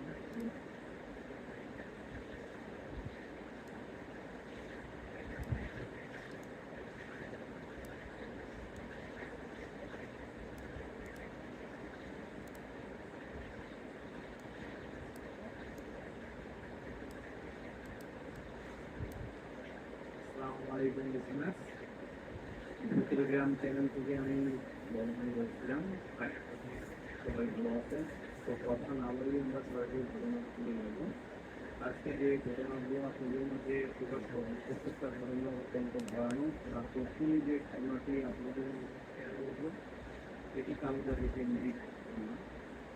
তো ঘটনাটি হচ্ছে ইউনামের একটি ছেলের সঙ্গে। ইউনের বাসা পাবনা জেলার নাটাই ঘটনার মাধ্যমে চেষ্টা করে। এইখানে বর্তমানে এসএসসি পরীক্ষা নিচ্ছে। আর ঘটনাটি ঘটছে আজকে প্রায় 3 মাস আগে। তো এমনির দুইটা বোন, একটা বোনের বিয়ে হয়েছে পাবনাতে আর একটা বোনের বিয়ে হয়েছে ঢাকা। ঢাকাতে যে বোনের বিয়ে হয়েছে সেই বোনের দুলাভাই বোনের বাবার মধ্যে দেখা। একটি মেয়ে দেখছি, মেয়েটা খুব পরিশ্রমী এবং চেহারা অনেক সুন্দর। আমরা চাইলে এগুলোর জন্য বিয়ের কথা বলবো। সে যখন পারে না তখন ইমন ওই যে রাজীব ছেলেটা আছে আবার যে ছেলেটার সঙ্গে চৈতি সুন্দর গেছে বা তুই তো তুই দিলাম আনতে পড়ে বাড়িতে পড়ে গেলে দিলাম মানে কিনে দিই।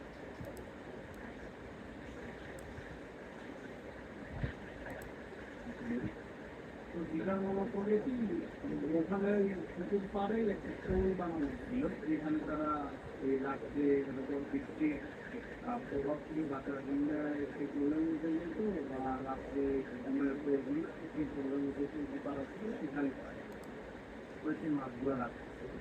তো তখন দিলাম মামা বারবার করে ডাকে "এই কেড়ে ওখানে কেড়ে মাছ ধরে কেড়ে মাছ ধরে এরকম ৩-৪ বার ডাকার পরে কোনো সারা শব্দ না মানে ছেলেটা মানে তার স্বাভাবিক কার্যক্রম সে চালায় যাচ্ছে সে উত্তরও নিচ্ছে না বা পিছন তাকায়ও দেখতেছে না যে আসলে কে ডাকে।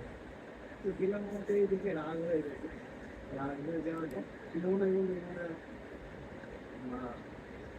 এই কথাগুলো শোনার পরে ওরা একটা কবিরাজের কাছে যায়।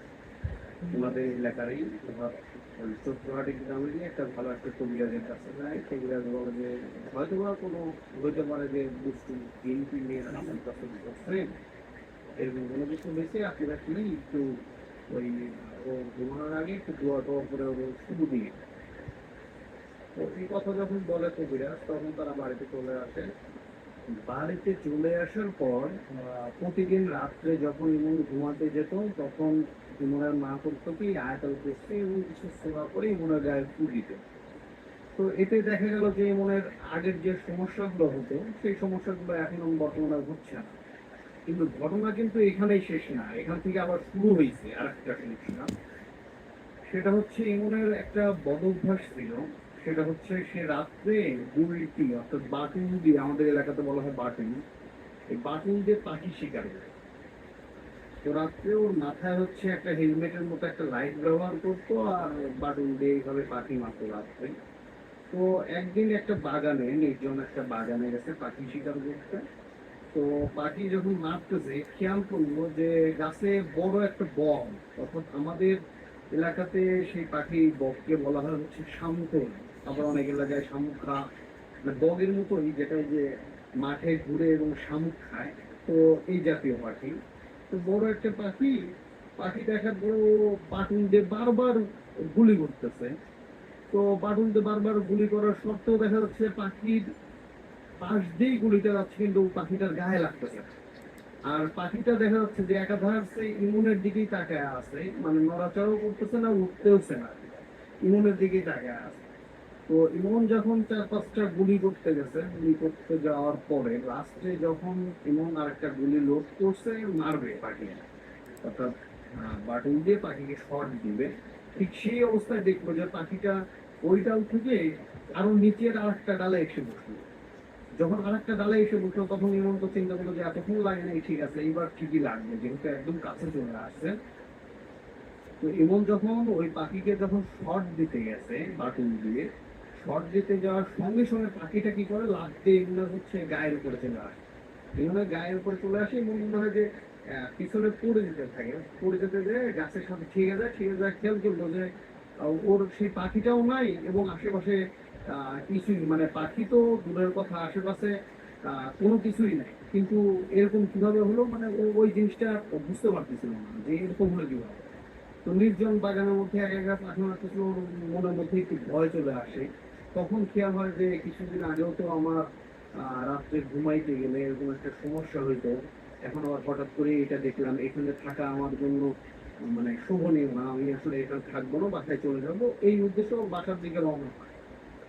তো বাসায় যখন যাইতে গেছে ও খেয়াল করলো যে পিছন থেকে মনে হয় কি যেন একটু হাইটে আসতেছে। তো ওর মানে যে বাগানে গেছিল সেখান থেকে ওর বাসায় যেতে মাঠ পার হইতে হয়, বিশাল বড় একটা মাঠ পার হইতে হয়, মাঠের মধ্যে অনেকগুলো পুকুর আছে। তো ও যখনই দ্রুত পায়ে আগানোর চেষ্টা করছে ও খেয়াল করলো যে পিছন থেকে যে মানে পায়ের শব্দটা আসতেছিল ওইটা আরো দ্রুত মনে হচ্ছে যে ওর সঙ্গে তাল মিলায় আসতেছে। তো পিছনে বারবার যখন লাইট মারতে গেছে তো দেখি যে না, পিছনে তো কিছুই নাই, একদম ফকফকা সাদা। তো পিছন থেকে তাকানোর পরে সামনে যেই তাকাতে গেছে, এখন দেখা যায় একটা মুরব্বি আকারে, মানে পাঞ্জাবি পরা একটা মুরব্বি মানুষ একটা পুকুরের পাশে হচ্ছে বসে আছে। তো ও ভাবছে যে পুকুরে বোধহয় মাছ টাছ পাহারা দিচ্ছে, না হলে এত রাত্রে এখানে বসে থাকবে পাঞ্জাবি পরা। তারপরও লোকটা তো পরিচিত না, পরিচিত হলে তো চিনতে পারতো, যেহেতু একই এলাকাতে ওর বাসা, আর এলাকার মোটামুটি সবাইকে ও কম বেশি চিনে যান। তো ও তখন মুরব্বির পাশে গিয়ে মুরব্বিকে জিজ্ঞাসা করতেছে যে চাচা, আপনার বাড়ি কোথায়, আর এখানে আপনি কি করছেন, পুকুরে কি মাছ পাহারা দিচ্ছেন? তখন চাচা কোনো কথা বলে না। তো দুই তিনবার এরকম জিজ্ঞাসা করে যে চাচা বাড়ি কই, কথা বলেন না কেন? তো দুই তিনবার জিজ্ঞাসা করার পরে চাচার গায়ে যেই ও হাত দিতে গেছে, হাত দিয়ে ডাক দিতে গেছে, তখন চাচা যখনই ওর দিকে তাকাইছে তখন ও সঙ্গে সঙ্গে হচ্ছে পিছনের দিকে পড়ে গেছে। ও বুঝতেই পারে নাই যে এটা কি হয়ে গেল ওর সঙ্গে। ও দেখে যে যে চাচার মতো যে বসেছিল অবয়বটা, ও মুখটা যখন ঘুরাইছে দেখে যে শুধুমাত্র ওই পাঞ্জাবি আছে, পাঞ্জাবির ভিতরে মানুষ দেখা যাচ্ছে, মানে মানুষ বলতে কিছু নাই, শুধুমাত্র পাঞ্জাবির একটা আকার দেখা যাচ্ছে। ও তো ওরে মা বাবারে বলে সে অনেক জোরে দৌড়ানো শুরু করে বাড়ির দিকে। তো বাড়ির দিকে দৌড়াতে দৌড়াতে একটা পুকুরের আর একটা পুকুরের পাশে যায়, ও হচ্ছে পা পিছলায় পড়ে যায়। যখনই পড়ে যায় তখন ও খেয়াল করে যে ওর বোধহয় কেউ একজন ওকে ধরে পানির মধ্যে চুবানোর চেষ্টা করছে। চুবানো মানে অনেক জোরে জোরে পানির মধ্যে চুবানোর চেষ্টা করতেছে, কিন্তু ওর গায়ে যতটুকু শক্তি ছিল ও শক্তি দিয়ে হচ্ছে ওখান থেকে উঠে আসার চেষ্টা করছে, উঠতে পারতেছে না, ও বারবার চুবাচ্ছে, চুবাতে চুবাতে এক পর্যায়ে ও যখন অনেক বেশি দুর্বল হয়ে যায় তখন কি মানে ও বুঝতে পারতেছে যে ওর আজকে বাঁচানোর মানে কোনো অবস্থা নেই, ও বাঁচবে না এখান থেকে। হঠাৎ করেই পিছন থেকে ওর বাবা হচ্ছে টর্চ মারে ডাক দেয়, এই ইমনদা কে রে, পুকুরে পুকুরে তুই কি করিস? তখন দেখা যায় যে ওই অবাক বাবা একটা ওর পাশে যে ছিল ওইটা ভ্যানিশ হয়ে যায়। তখন ও বলে যে বাবা আমি, আমাকে আমার সমস্যা হয়েছে। তখন ওর বাবা দৌড় করে এসে ওকে ধরে, ধরার পরে বলে কি রে তুই এখানে কিসের জন্য? তুই পাখি মারতে গেছিস, কিন্তু তোর কয়েকদিন আগেই যে সমস্যাগুলো হয়েছে তুই এখন আমার রাত্রে পাখি মারতে বের হয়েছিস কিসের জন্য? তোর মা মানা করছে না তুই আর বাইরেটা বের হবি না রাত্রে? বলে বাবা এরকম পাখি মারতে গেছিলাম। তো বাবার কাছে সব ঘটনা খুলে বলে যে এরকম একটা বড় একটা পাখি দেখলাম, পাখিটা মারতে গেছি, কিন্তু পাখিটা মনে হয় যে আমার গায়ের উপরে একটু বললো, কিন্তু পরবর্তীতে আমি দেখি যে পাখিটা গিয়ে আর কিচ্ছু না। পরে এখানে পুকুরে পাড়ে আসছি, একটা মুরব্বী মানুষকে দেখলাম, কিন্তু মুরব্বী যখন আমি ডাক দিতে গেছি কথা বলে না, গায়ে হাত দেওয়ার পরে উনি আমার দিকে ঘুরে তাকাইছে, আমি দেখি যে ভিতরে কিছু নেই, শুধুমাত্র বাংলায় করা। তখন ওর বাবা বুঝতে পারছেন না আমার ছেলের উপরে বড় ধরনের কোনো কিছু আসর হয়েছে, হয়তো দুষ্টু জিন টিন ওর ছেলের উপর কিছু নাই। তো ওনার তখন রাত্রে যাওয়ার পরে বাসায় নিয়ে যায় ওর বাবা, বাসায় নিয়ে যাওয়ার পরে ওকে গোসল করা, গোসল করার পরে মা দোয়াতে একটা সুতো দেয়। সেদিন রাত যাই হোক এইভাবেই কাটে। পরের দিন ওকে নিয়ে হচ্ছে ভালো একটা কবিরাজের কাছে যায়। কবিরাজের কাছে যায়, যাওয়ার পরে কবিরাজ বলে যে তোমার ছেলে তো অনেক বড় বাচ্চা হয়ে গেছে, তোমার ছেলের উপরে কোনো দুষ্টু জিন আসর করে নাই, ওকে কালো জাদু করা হয়েছে। তো বলে কালো জাদু করবে, আমার ছেলের তো তেমন কোনো শত্রু নাই, তাহলে কালো জাদু কে করবে? তে উনি কবিরাজ তখন বলে যে কালো জাদু কে করছে সেটা বলতে পারবো না, তবে ওর উপরে অনেক বড় ধরনের কালো জাদু করা হয়েছে, একটা দিন চালান করে দিছে, যে ওকে মানে একদম মেরে ফেলানোর চেষ্টা করতেছিল সবসময়। প্রাথমিক অবস্থায় ওকে ভয় দেখাইছে, কিন্তু এখন ওকে একদম মারার চিন্তা ভাবনাতে আছে, বা মেরে ফেলতে সুযোগ পাইলে এরকম একটা ইয়েতে আছে। তো কে কাজটা করছে তখন সে কবিরাজ কিছু বলতে পারে না, তবে বলে যে আমি কিছু হচ্ছে পানি পড়া দিচ্ছি, পানি পড়া হচ্ছে যে খাওয়াবেন, আর এই দোয়া করে আপনি হচ্ছে প্রতি রাত্রে ওকে ফুল দিবেন এবং বাসা থেকে একা একা কখনো রাত্রে ছাড়বেন না। তো যাই হোক এই ভাবেই চলতেছিল কিছুদিন যাবত, এরকম ভাবে গেছে, কোনো সমস্যা হয় নাই। এর মধ্যে তো ওর চৈতির সঙ্গে কথাবার্তা হচ্ছে, কিন্তু খেয়াল করে যে চৈতি আগে যেভাবে ওর সঙ্গে কথা বলতেন মনের সঙ্গে, এখন ঠিক আর সেইভাবে কথা বলতেছে না। মানে কেন যদি মনে হয় যে ওর ফোনটা সবসময় ব্যস্ত থাকে, ফোন দিলে কেটে দেয়, আবার অন্য কারোর সঙ্গে কথা বলে। এই জিনিসটা ও হচ্ছে ধরতে পারতেছে না যে এরকম করতেছে কিসের জন্য, যেহেতু ওদের ইমন আর চৈতির বিয়ে হয়ে গেছে, এখন তো অন্য কারোর সাথে কথা বলার কিছু নাই, আর ওর ফোনও বারবার কেটে দিচ্ছে, ওর সাথে যোগাযোগ করতেছে না। এই জিনিসটা ওর কাছে অস্বাভাবিক নয়। তো ও আবার ঢাকাতে যায়, ঢাকাতে যাওয়ার পরে এর মধ্যে ওর বোন আর ওর দুলাভাই ওকে বলে যে আমরা তো ভাবছিলাম যে মেয়েটা ভালো, কিন্তু এখন দেখতেছি যে না, ওর মধ্যে অনেক বড় সমস্যা আছে। তো কি সমস্যা বলতেছিল, ও একটা ছেলের সঙ্গে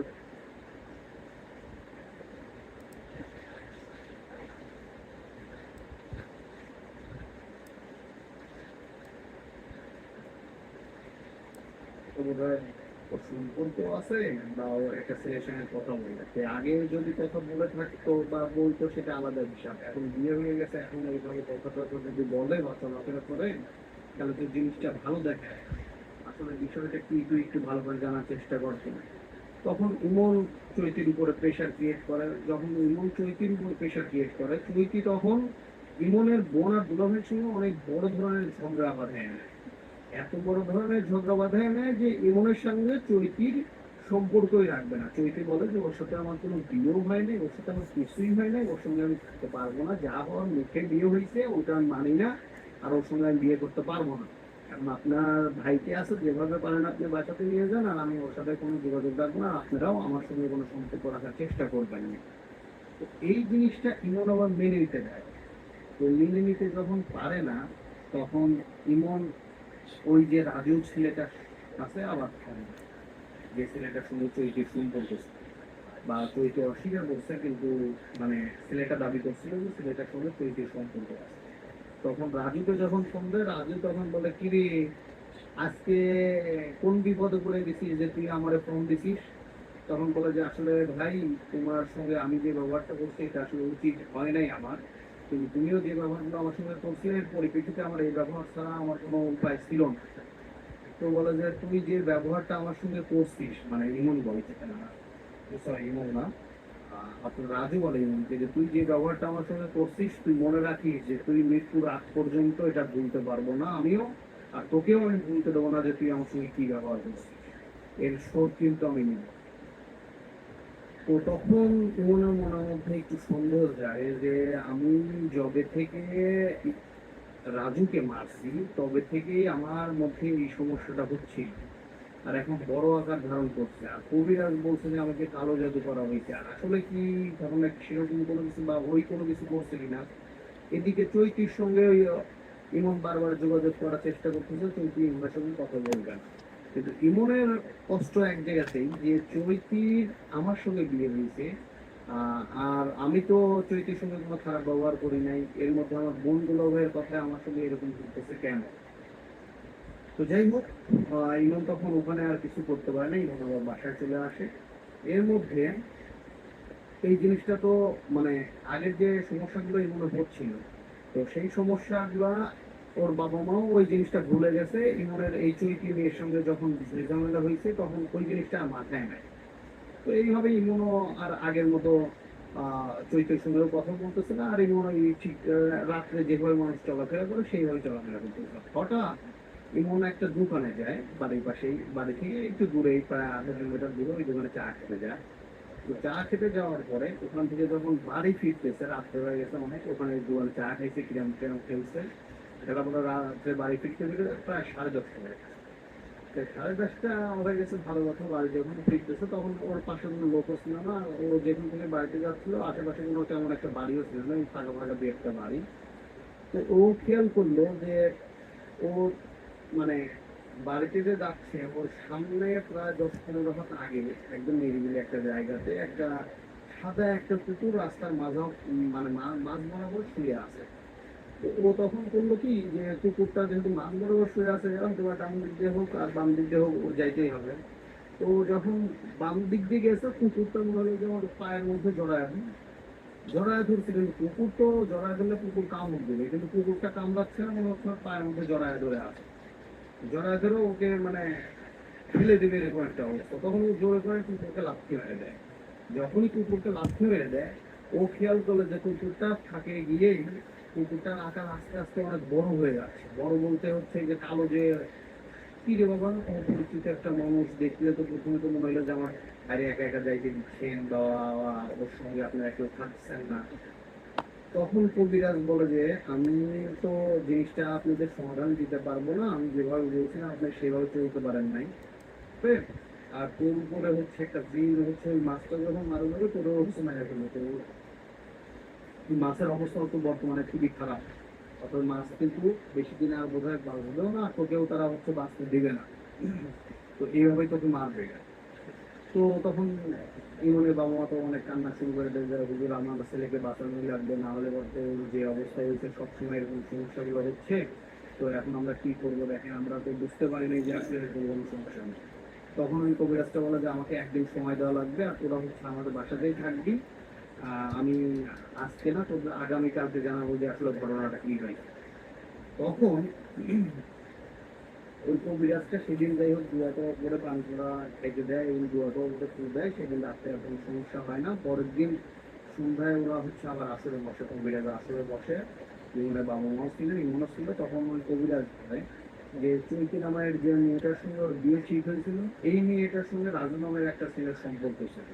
সম্পর্ক ছিল বলতে খুবই গভীর সম্পর্ক ছিল। তো চৈতির যখন বিয়ে হয়ে গেছে, চৈতি নিজের মান সম্মান বাঁচাতে গিয়ে ওই ছেলেটার গায়ে থাপ্পড় মারে। তখন ওই ছেলেটা হচ্ছে চৈতিকে ব্ল্যাকমেইল করে, অনেক ভিডিও বা ছবি দেখে ব্ল্যাকমেইল করে, বলে যে তুই যদি আমার কথা না শুনিস তাহলে হচ্ছে আমি কিন্তু তোর বিয়েতে সব কিছু নষ্ট করে দেবো বা ভেঙে দিব বা সব কিছু দেখাই দিবে। তখন চৈতি ওর কাছে দুর্বল হয়ে যায়, চৈতিকে বলে যে হচ্ছে তুই ইমনের হচ্ছে একটা চুল, মাথার চুল এবং কিছু ব্যবহারে অর্থাৎ জামা কাপড়ের কিছু হচ্ছে সুতা আমাকে এনে দিবি। তো সেই চুল এবং সুতা দিয়ে ওরা তাবিজ করে হচ্ছে এই মাছের পেটে দেয় বা এইভাবে হচ্ছে দিনটাকে চালান করে দেয়। তো এইভাবেই হচ্ছে তোর ছেলের উপরে ইয়ে করে। তো এখন কোনোভাবেই আর ওকে এই রাস্তা থেকে মনে হয় না যে আমি ভালো করতে পারবো। তবে একটা উপায় আছে, তোরা যদি চেষ্টা করিস। তো একটা উপায় আছে, সেটা হচ্ছে কি তুই দোয়া করে পানিতে ইয়ে দেবো, তোরা আবার ঢাকাতে যাবি, ঢাকাতে অমুক জায়গাতে যাবি। আমি মানে ওর বোনরা যে বাসায় থাকে সেই বাসা থেকে হয়তো 0.5 কিলোমিটারের মতো একটা জায়গাতে একটা পুকুর আছে, পুকুরের নামটা বলে, ওই জায়গার নামটা বলে। ওই পুকুরে এই মাছটা ছাড়া আছে। তো আমি একটা দোয়া করে দিব পানিতে, এই পানির পানিটা নিয়ে গিয়ে ওই পুকুরে ফেলাই দিতে হয়, ভালো কথা। আর রাত্রে ওখানে ওর পাশে একটা কবরস্থান আছে, ওই কবরস্থানে একটা হচ্ছে দোয়া দিব, মানে কাপড়ের উপরে লেখা একটা দোয়া দিব। এইটা শুধুমাত্র ইমনের ইমনকে নিয়ে ওই কবরস্থানে গেড়ে দিয়ে আসতে হবে। তবে এখানে একটু অনেক বড় সমস্যা হতে পারে। সমস্যাটা কি, ও যখন কবরস্থানে যাবে বা ওখান থেকে আসবে এই কাজটা করে, তখন কিন্তু ওকে বিভিন্ন রূপ ধরে এসে ডাকতে পারে। তো এদিকে কিন্তু ওর কি করা যাবে না, অর্থাৎ খেয়াল করা যাবে না। ও যদি নিজে যদি চেষ্টা করে তাহলে নিজেই এখান থেকে হয়তো বের হয়ে আসতে পারে এই কাজটা করলে পরে, আর না হলে পরে ভাই আমার দ্বারা কোনো সম্ভব না এই কাজটা সমাধান করতে। তখন কি করবে, যেহেতু ইমনের তো এমনিতেই ও আর বুঝতে পারতেছিল না, যেখানেই যাচ্ছে সেখানে এই ধরনের সমস্যা হচ্ছে। তো তখন কি করে, ইমন ইমনের বাবা মার সঙ্গে সেই ঢাকাতেই যায় এবং ওর বোন এবং দুলাভাইয়ের মাধ্যমে সেই পুকুরটাকে খুঁজে বের করে, সেখানে যায় সেই পানিটা ফেলে দেয়। ফেলে দেওয়ার পরে সেই দিন রাত্রেই ইমনের বাবা মা ওর পাশেই থাকে রাত্রে। তো কবরস্থানে যখন যায় তখন তো একা একা যায়। যাই হোক, কবরস্থানে যাওয়ার পরে ওই কাপড়টা গেড়ে দিয়ে আসে। এর মধ্যে অনেক ধরনের একটু সমস্যা হয়েছিল, এই হয়তো ওর বাবা মার কন্টিনিউস ডাকাডাকি করতেছে, কিন্তু ওকে আগেই নিষেধ করেছিল কবিরাজ যে বিভিন্ন রূপে কিন্তু তোকে ডাকাডাকি করতে পারে বা ভয় দেখাতে পারে। তুই এই বিষয়গুলো কখনো ভয় পাবি না, যদি ভয় পাস তাহলে তোরই কিন্তু ফল করবে। তো যাই হোক, ইমন ছেলেটাও সাহসী ছিল, যদিও এই বিষয়গুলো নিয়ে ও অনেক মানে ভীতি সন্তুষ্ট হয়েছিল। তো এক পর্যায়ে যাই হোক এই কাজগুলো সম্পূর্ণ করতে পারে এবং আল্লাহর ইচ্ছায় ইমন বর্তমানে সুস্থ। তো এই বিষয়গুলো আপনাদেরকে জানানো উচিত মানে, এবং আল্লাহর ইচ্ছায় ইমন বর্তমানে সুস্থ।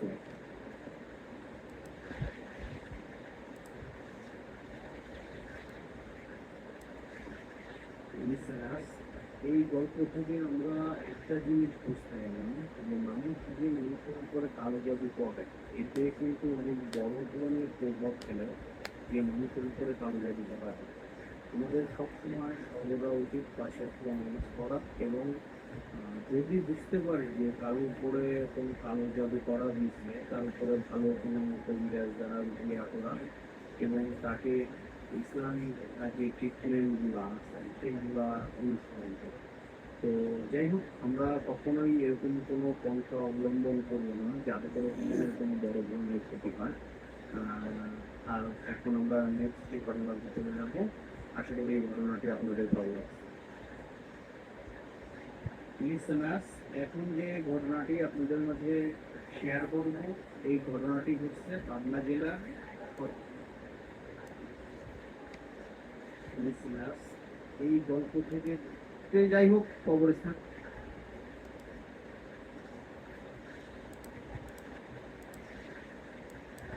যাওয়ার পরে এই কাব্য লিসেনার্স, এই গল্প থেকে আমরা ইয়া দেবো, তোরা আবার ঢাকাতে যাবি, ঢাকাতে অমুক জায়গাতে যাবে, আমি মানে ওর বোনরা যে বাসায় থাকে সেই বাসা থেকে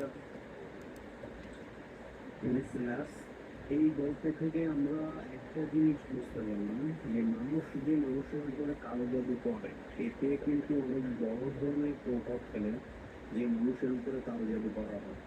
আমাদের সবসময় সর্বদা উচিত পাঁচ ওয়াক্ত নামাজ পড়া এবং যদি বুঝতে পারে যে কারো উপরে কোনো কালো জাদু করা হয়েছে, তার উপরে ভালো কোনো কবিরাজ দ্বারা রুকিয়া করা এবং তাকে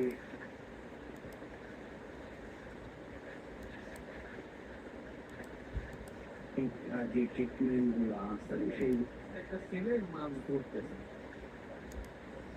সামনে দাঁড়ায় রুকিয়া করা এবং তাকে কোন ধরনের একটু সমস্যা হয়েছিল